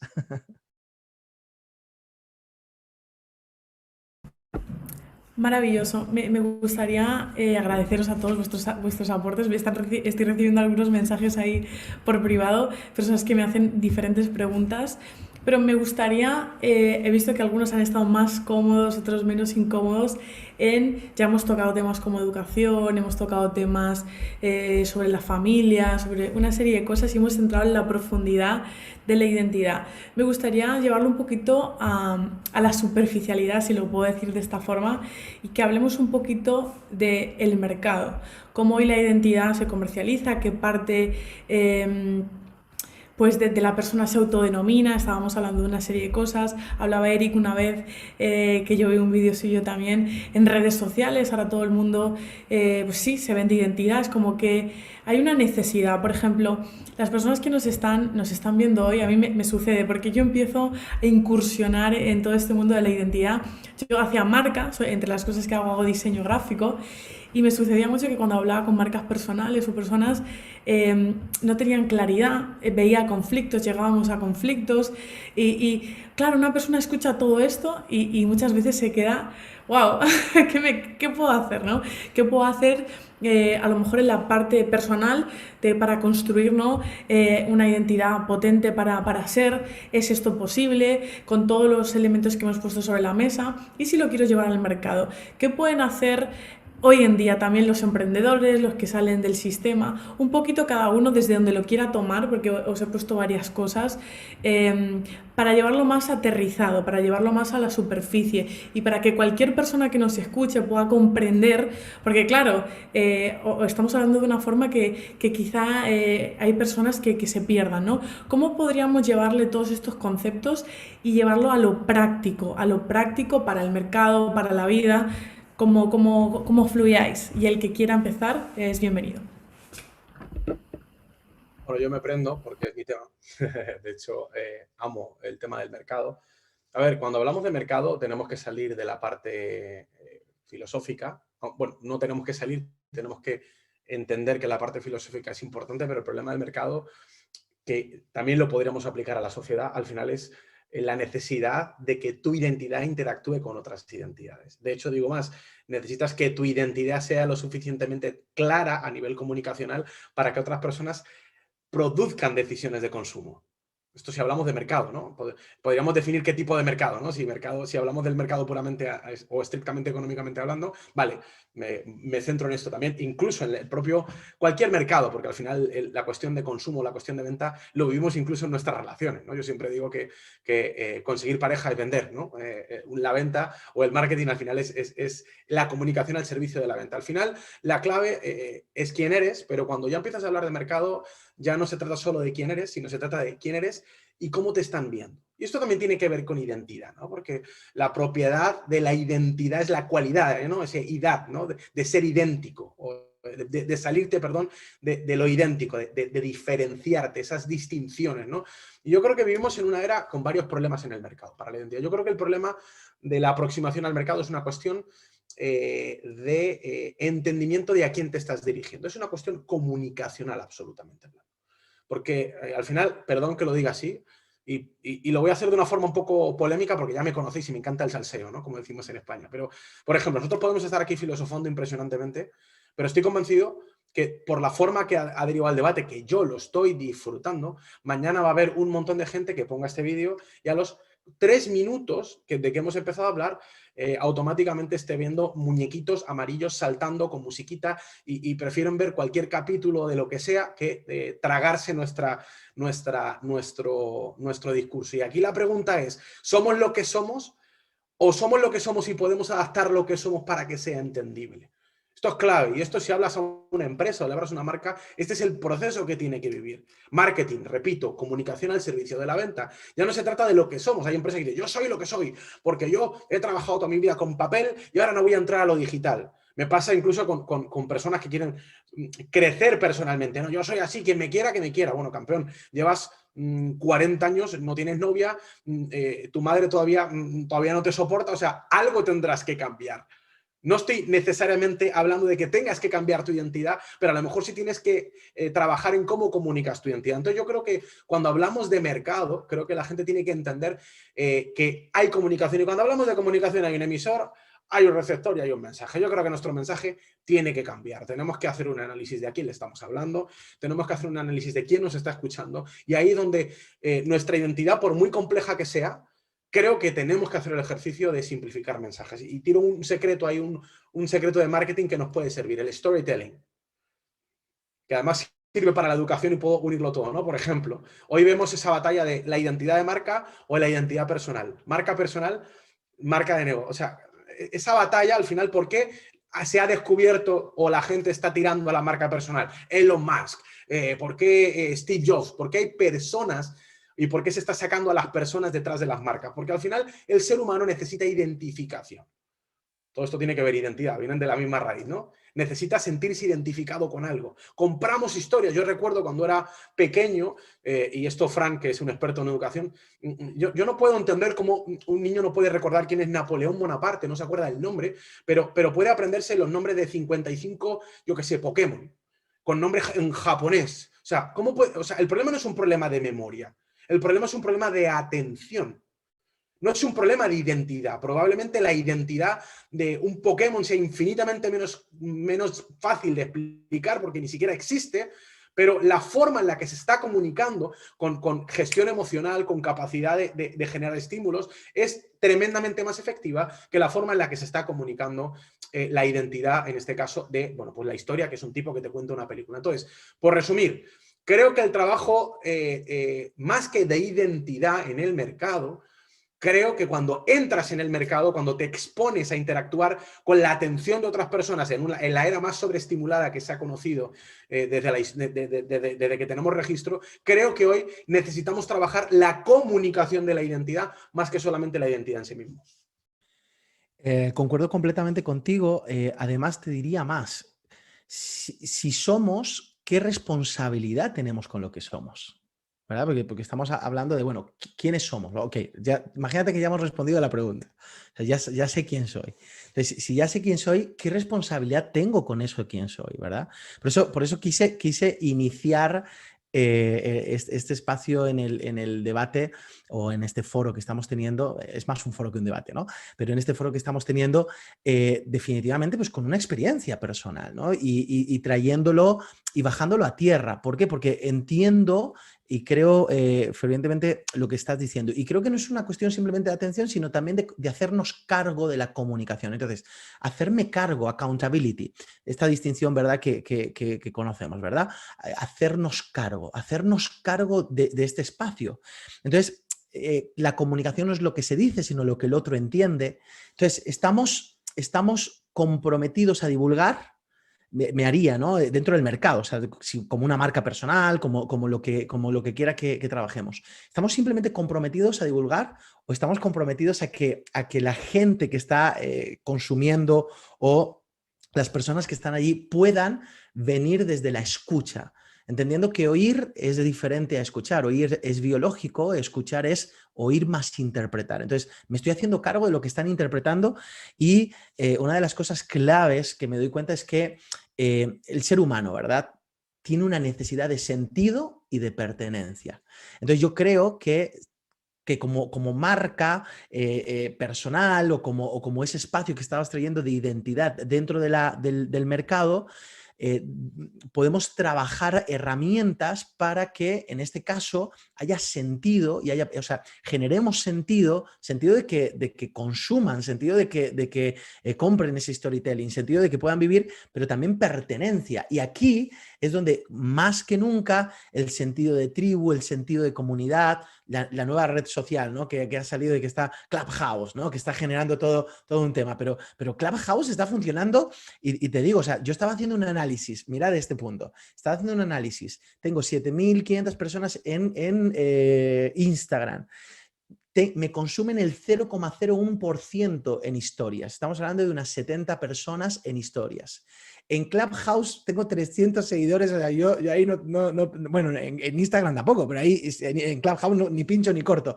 Pero me consume una media de 70 a 100 personas diarias. Entonces, es una locura del 0,01% a ese 30%.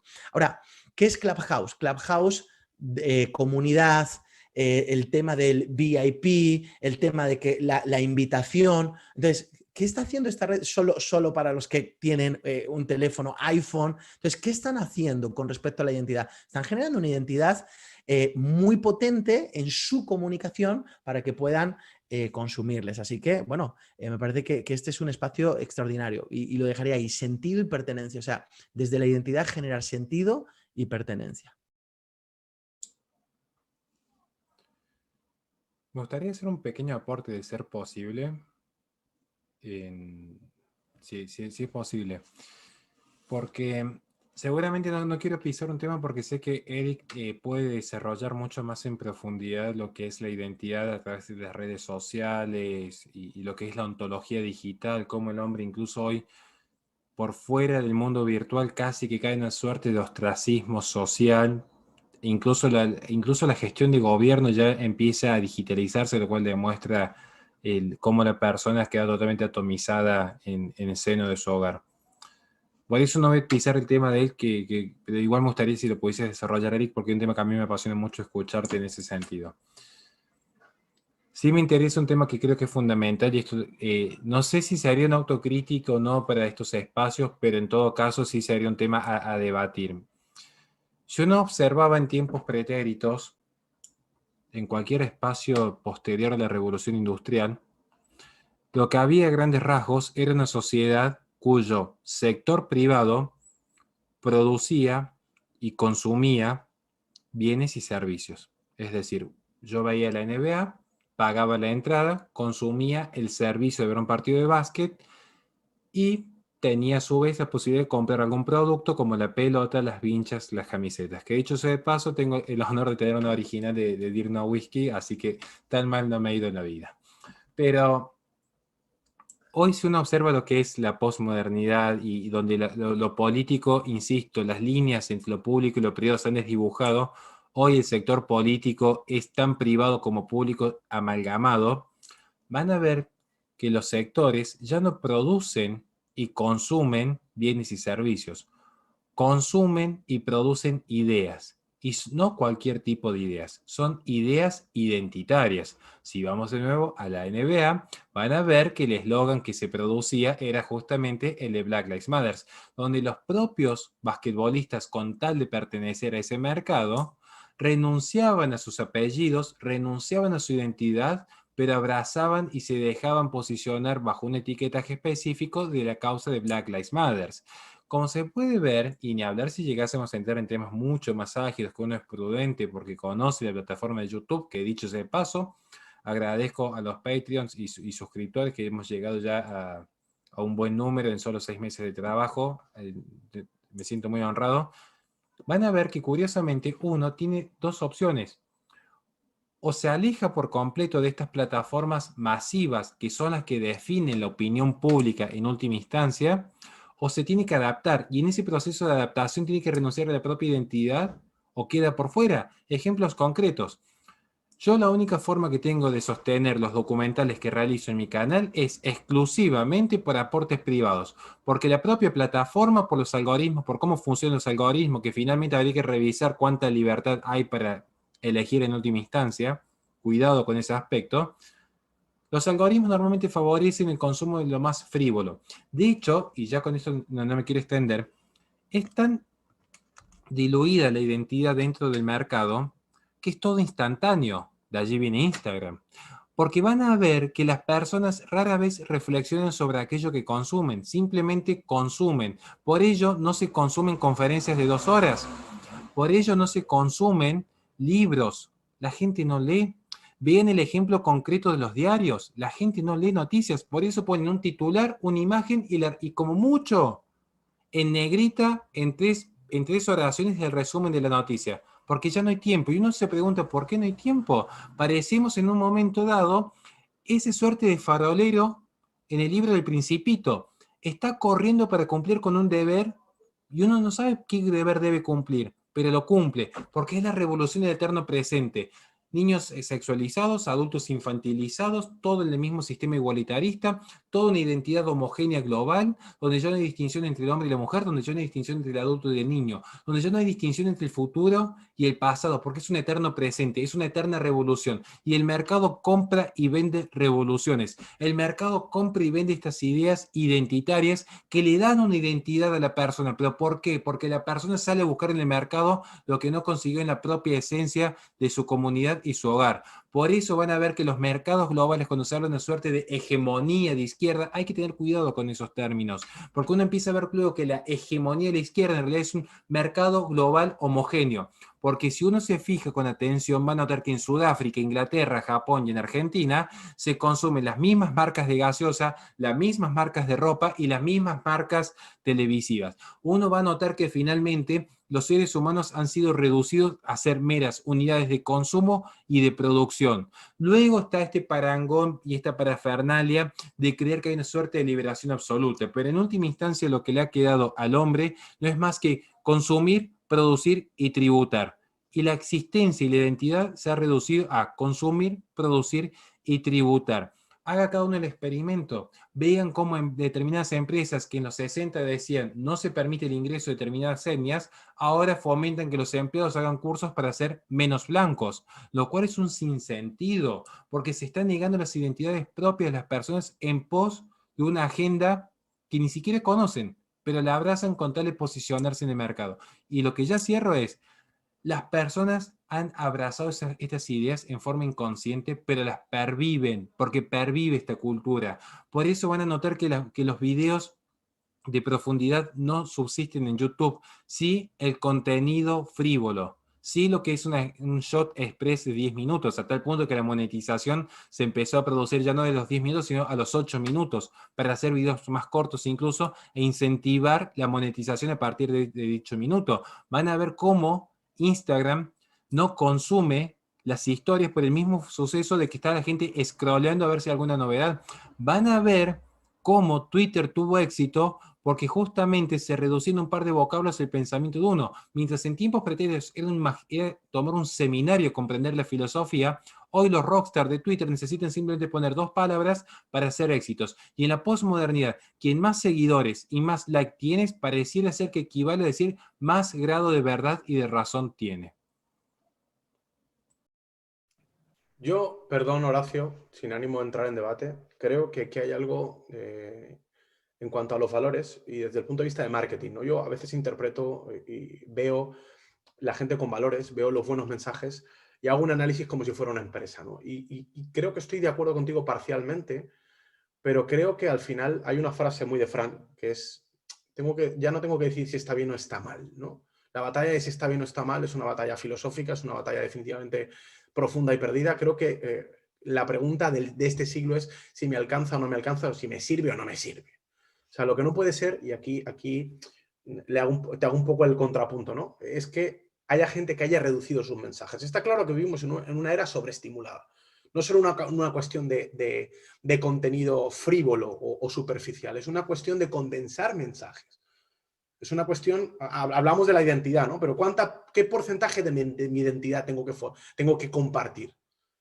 Yo el otro día compartía con alguien y hablaba y me preguntaba, oye, ¿cómo haces tú? ¿Cuánto con tu liderazgo, con tu equipo? ¿Cuánto les muestras? Les muestras todo lo que eres a tu gente porque te van a perder el respeto, o no les muestras nada porque no vas a generar empatía. En ese debate de cuánto les muestro, yo ejemplificaba mi vida como una casa. Decía, yo tengo en mi casa una sala donde entra todo el mundo, tengo una cocina, me encanta cocinar y comer, pero no entra todo el mundo.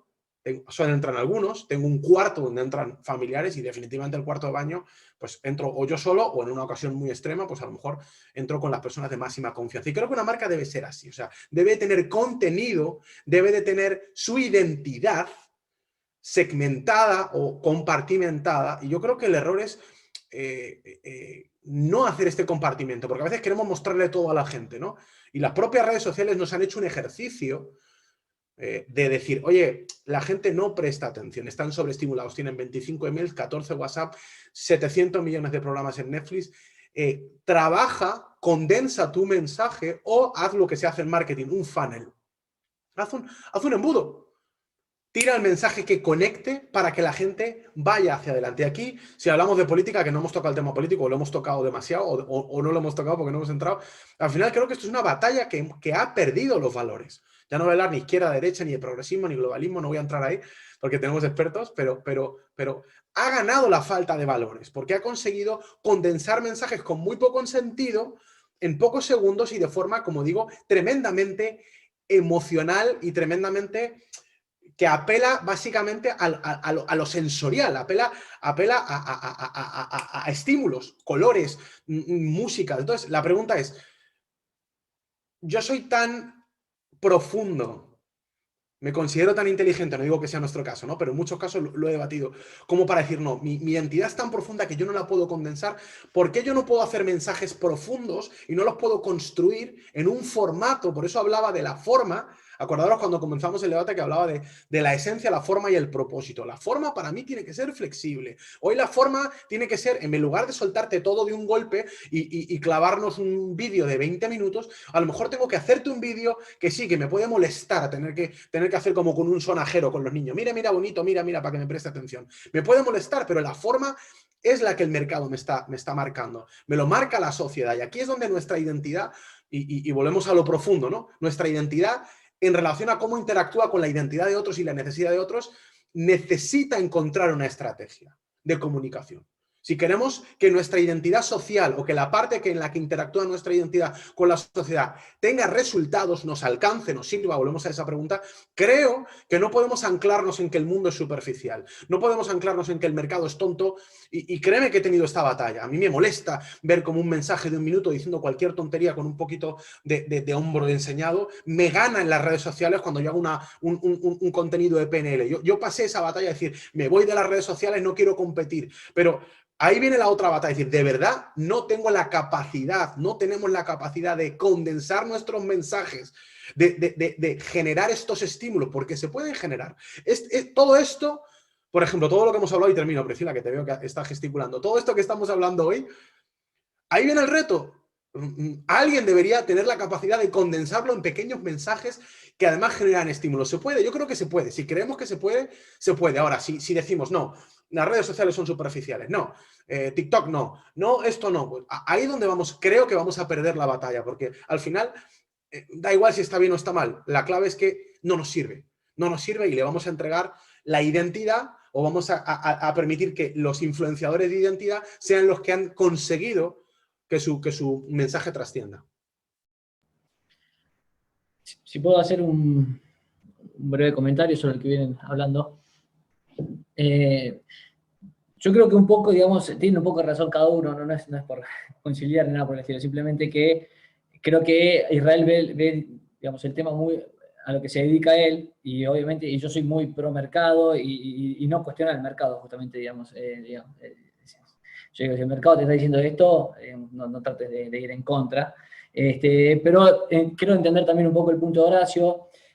Lo que yo veo es que, bueno, tenemos solamente en Facebook, por ejemplo, 2.500 millones de personas, eso sabrán mejor ustedes, pero 2.500 millones de personas que usan Facebook. No sé, hay un poco menos en Instagram, en el mundo, ¿no?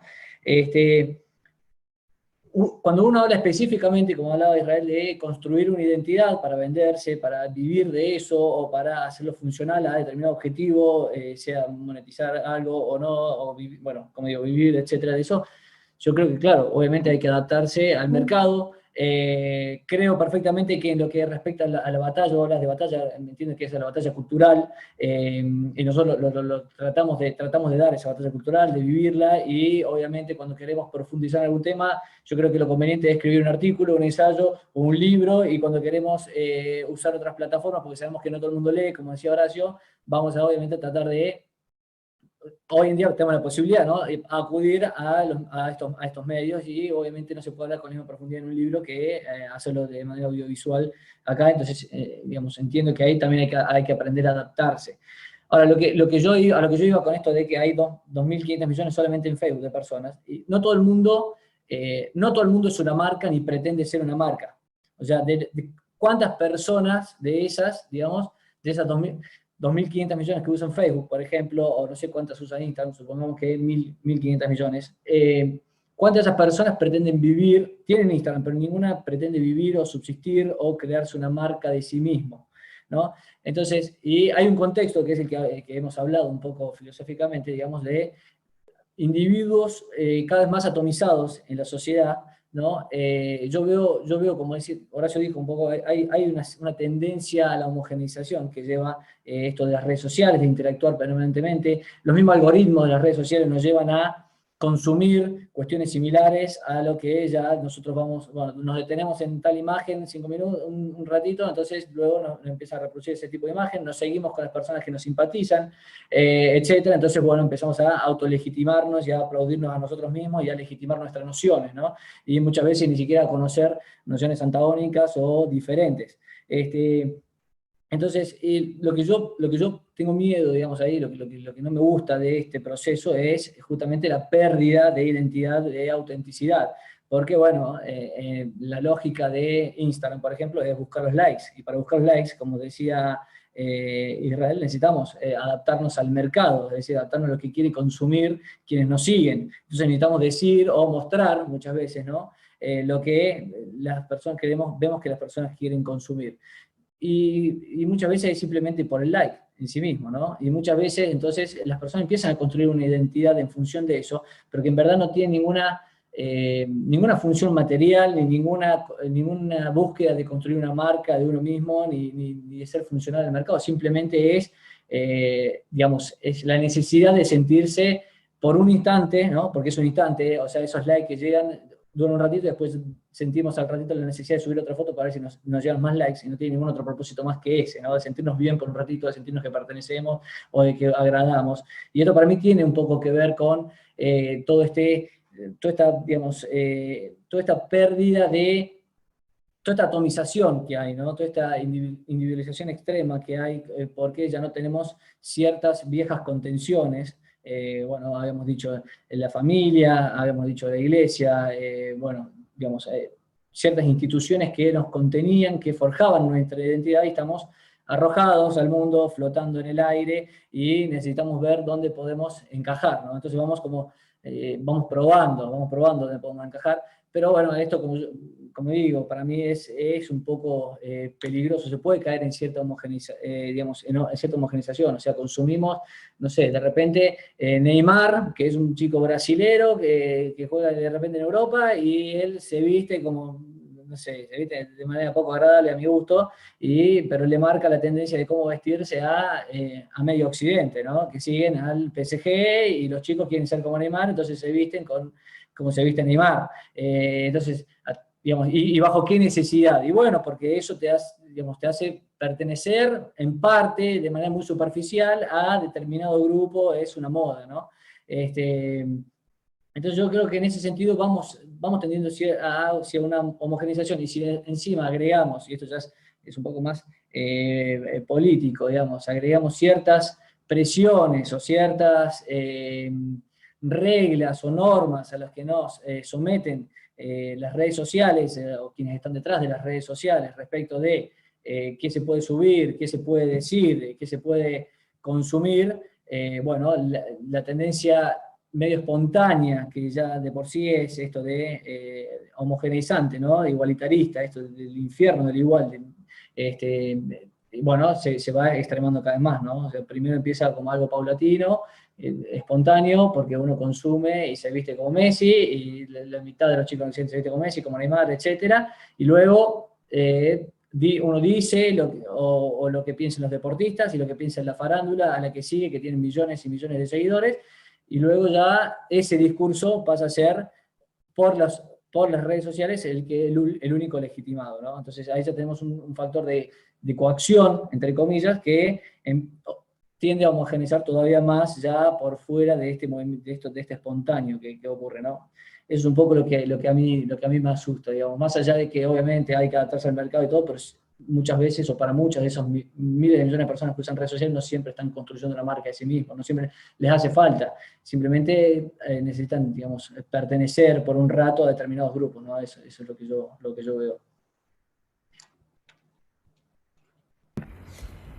Maravilloso. Realmente hemos ido tocando y abordando algunas de las áreas. A mí me está quedando con sabor a poco, ya estamos llegando al horario, quiero ser respetuosa con cada uno de vosotros.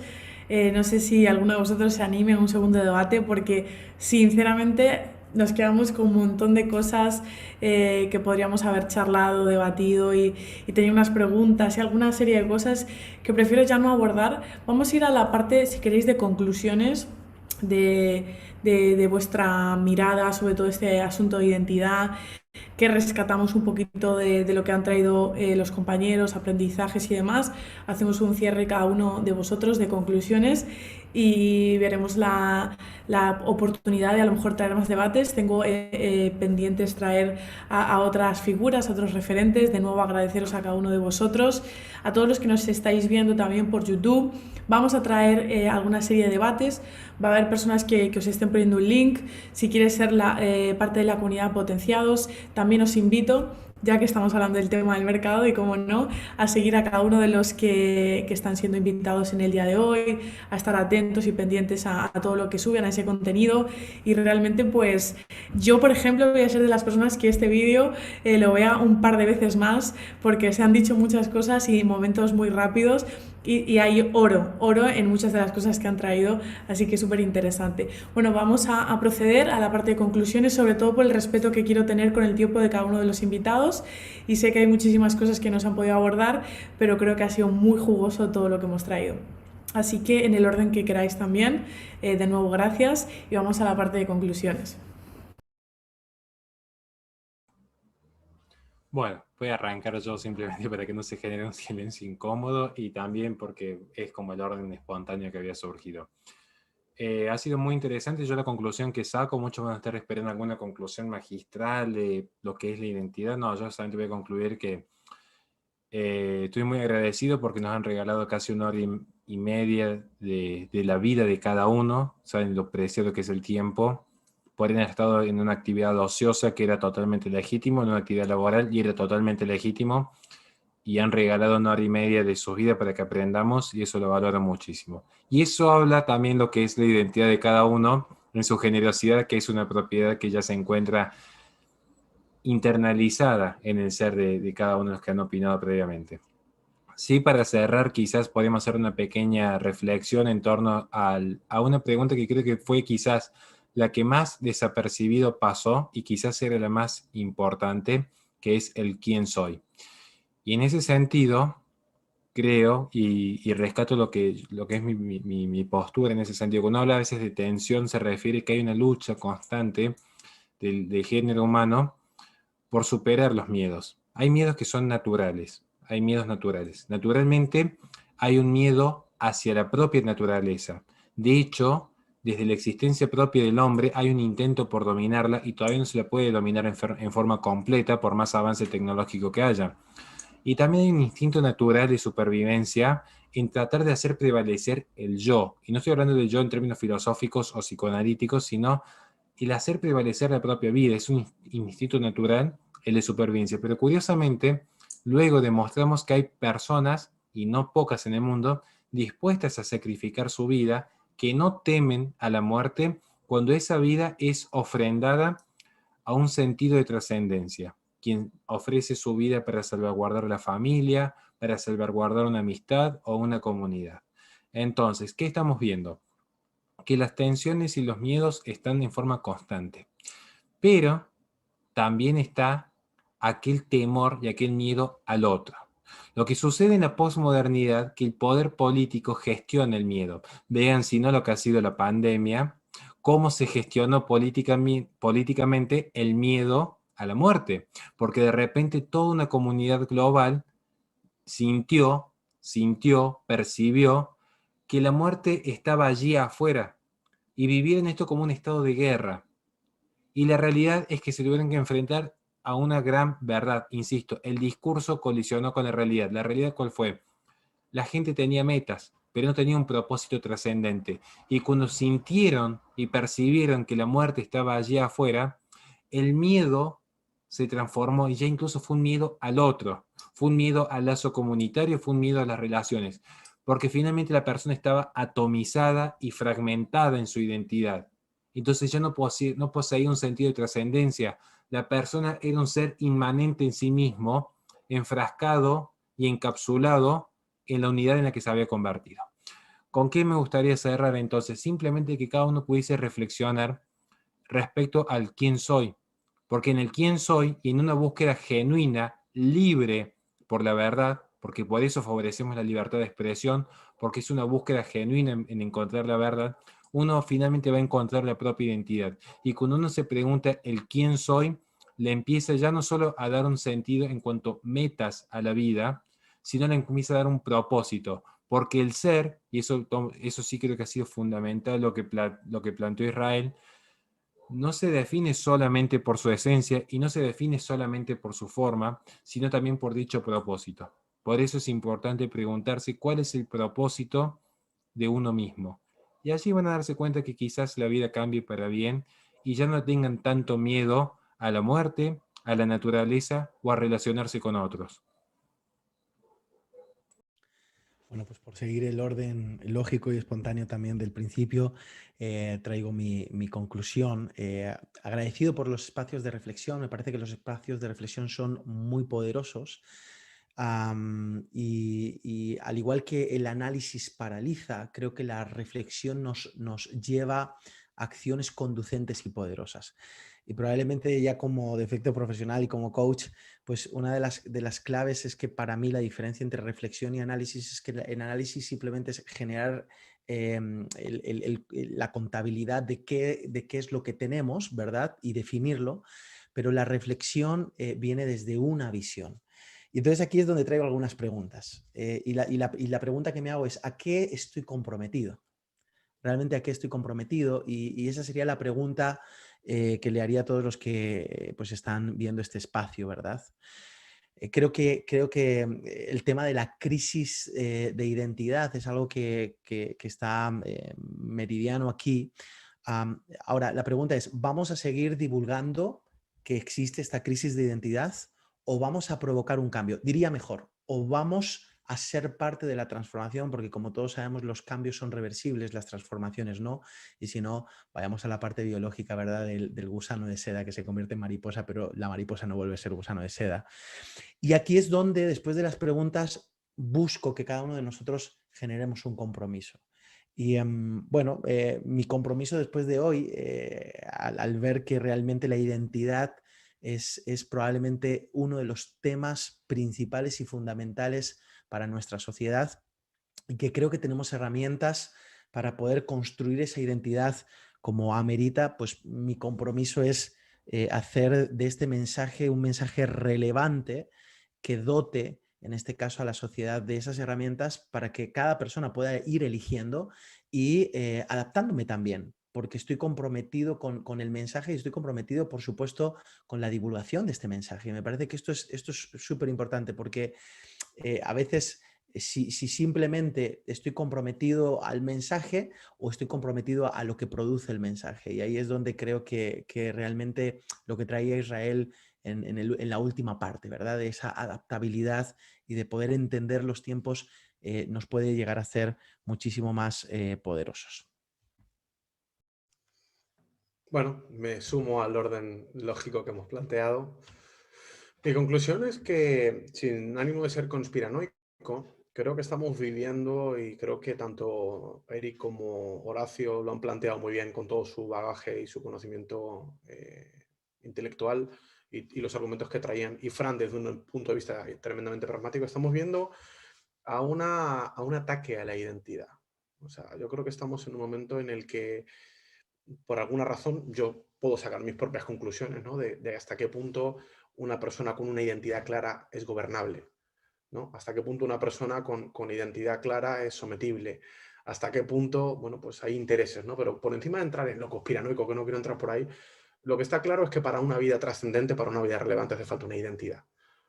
Yo me quedo con mi pensamiento, que creo que ha sido acompañado con todo lo que vosotros decís, de que al final la sociedad necesita gente que tenga muy claro quién es, en el sentido de que tenga claro cuál es su forma, que tenga claro cuál es su esencia y cuál es su propósito, ¿no? Y creo que esto ocurra va a aportar cosas buenas al mercado, porque creo que esas distinciones que todos tenemos, creo que es clave. Creo que no existe cooperación si no hay buena identidad, porque una persona sin identidad, esto me lo decía un filósofo judío, me decía que la palabra shalom para los hebreos significa tierra.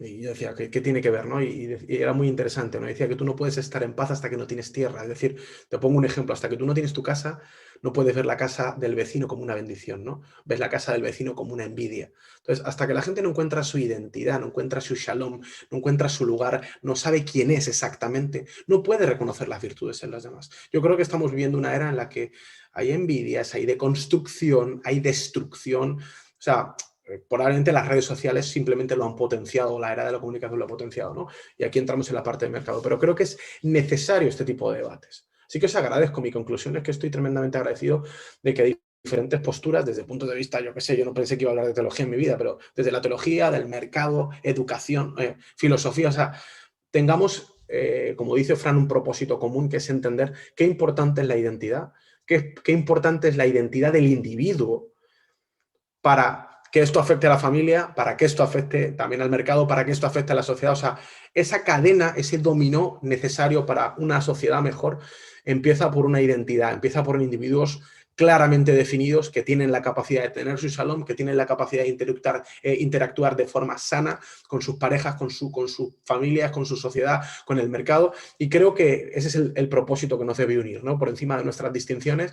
Y admirar a unos y a otros. De verdad, gracias, porque he disfrutado este ratito, y creo que nos vamos con esa... Yo me voy como Fran, me voy con una asignación, me voy con una reflexión de decir, ostras, creo que hay que trabajar más por la identidad de otros, creo que tenemos que darle más vueltas a esto, creo que tengo que aportar mi parte, ¿no? Creo que toda la magia que aporta Eric, que aporta Horacio, que aporta Fran, deberíamos poder condensarlo y hacer ese ejercicio. A lo mejor decía Eric, el mercado, ¿hasta qué punto me tengo que adaptar? Pues a lo mejor hay que sacar una red social. A lo mejor el problema no es en el mercado que nos tengamos que adaptar a los caminos que otros hacen. A lo mejor tenemos que hacer nuestros propios caminos, pero hay que paquetizar esto porque el mundo necesita identidad. Yo creo que las empresas, el mundo, las personas, la familia, la sociedad necesita identidad, y creo que esa es mi conclusión. Bueno, muchas gracias a todos los que participaron, a la gente que está escuchando. Y la verdad que coincido con lo que han dicho los tres, coincido, has hecho un poco una reflexión bastante política ahí, Israel también. Yo creo eso, yo creo que hemos hablado de que, bueno, Occidente específicamente está sometido a un proceso de desidentificación, ¿no? De individuos atomizados, de individuos que carecen de herramientas para forjar una identidad, y cuando uno no sabe quién es, no sabe hacia dónde va. Eso desde ya. Entonces no puede tener objetivos, no puede tener sentido de trascendencia, no puede tener absolutamente nada. Está ahí, ¿no? A la deriva, ¿no? No puede saber de qué nosotros forma parte, no puede saber quiénes son ellos, no puede saber qué está bien y qué está mal, qué le gusta o no de los demás, qué aprueba o no de los demás.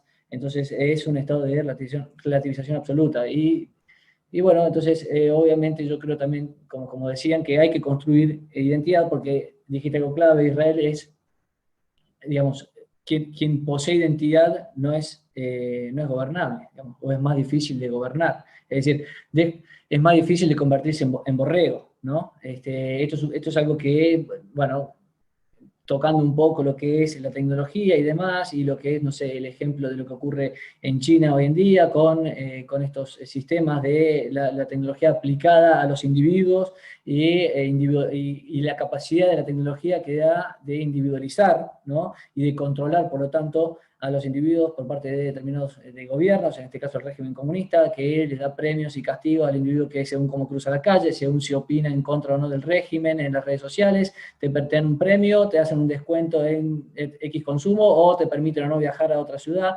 Entonces, bueno, nosotros obviamente en Occidente tenemos una tradición democrática que no permite que venga un régimen de primera y haga esto de manera, digamos, directa, ¿no? Entonces, pero sí vamos viendo el avance de cierta homogenización, de cierta cultura de la cancelación, de ciertas normas a los que nos vamos adaptando paulatinamente, digamos, de lo que llamamos lo políticamente correcto, no vayas, digamos, por cuidar el trabajo, por no ofender a ciertos colectivos, etc. Entonces, bueno, yo creo que si uno carece de identidad, este proceso, ¿no? Y tampoco quiero ser conspiranoico, pero este proceso de empezar a gobernar a los individuos atomizados que no tienen nadie que los contenga, no tienen familia que los contenga, no tienen comunidad que los contenga, que les digan cuáles son los valores ciertos, no tienen un nosotros, ¿no?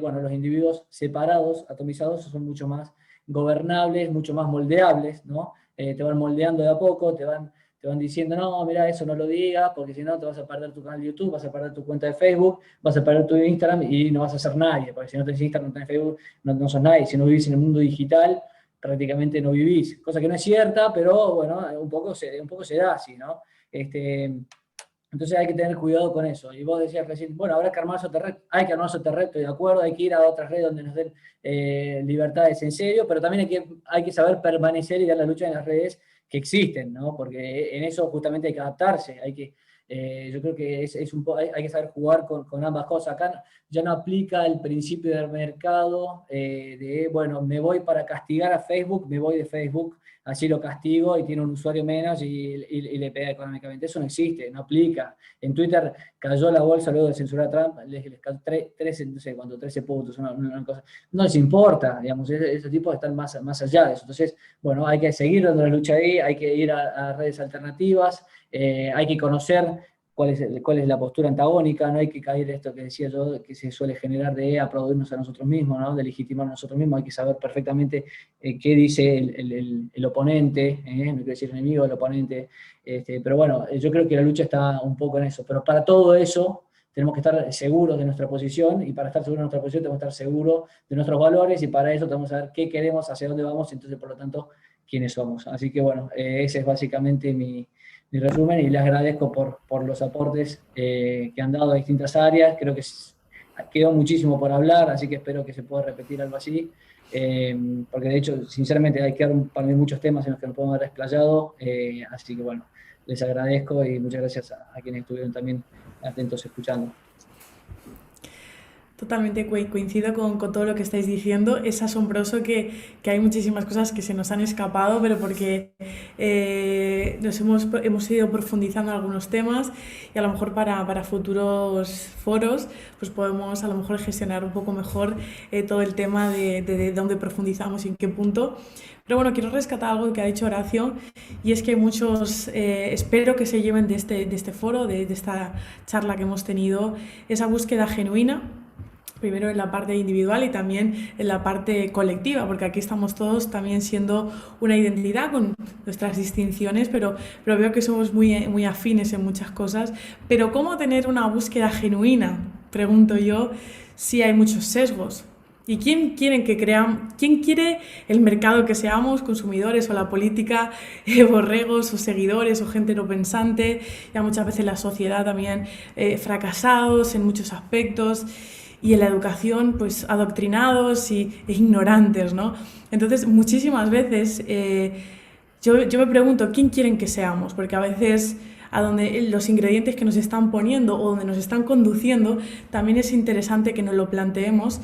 Y por supuesto esta pregunta de quién soy, quién estoy siendo, quién quiero ser y cuáles son los ingredientes esenciales que tengo, pero cuál también va a ser esta búsqueda y esta expansión de mi identidad para las diferentes etapas, como se hablaban. y hay mucho para trabajar. Sigue existiendo una gran crisis de identidad en muchas personas. Sé que muchos de los que nos escuchan, si les preguntáramos ciertas cosas, no tendrían respuestas. Y hay algunas que a lo mejor no necesitan de respuesta, pero sí de siempre preguntarse ciertas cosas. Y estar en este lugar, estar escuchando este contenido, haber llegado hasta el final, habla de vuestro compromiso, de vuestra hambre, de querer profundizar en estas áreas, y quiero agradecer a los que nos han escuchado. Os pido de corazón que también podamos compartirlo, seguir a los invitados. Os estoy dejando un link, voy a proponer otro tipo de foros, y este es mi tema, ¿no? O sea, encontré el tema de la identidad, me enamoré y entendí que es uno de los temas de relevancia y en los que tenemos que hacer también guerra cultural, por supuesto, y en los que tenemos que traer herramientas y contextualizarlo y también traducir algunas de las cosas a personas, ¿no? y a lo práctico y a lo diario. Y quiero agradecer a todo lo que he aprendido hoy. Insisto, me veré el vídeo, sacaré pedacitos y seguiré pues promoviendo algunas de las cosas que hoy han hablado. Gracias a cada uno de los que han compartido. Al final se nos ha ido un poquito más de tiempo, pero bueno, seguiremos charlando y proponiendo diferentes cosas. Gracias y bueno, espero que hayáis sido potenciados. Desde aquí, Priscila Guerrero, os quiero un montón, a todos los que siempre estáis acompañando. He recibido algunos mensajes y espero que os haya servido. Las preguntas que algunos me habéis mandado por WhatsApp, veremos de contestarlas a posteriori, porque evidentemente el tiempo se nos ha escapado un poquito, así que muchas gracias a todos.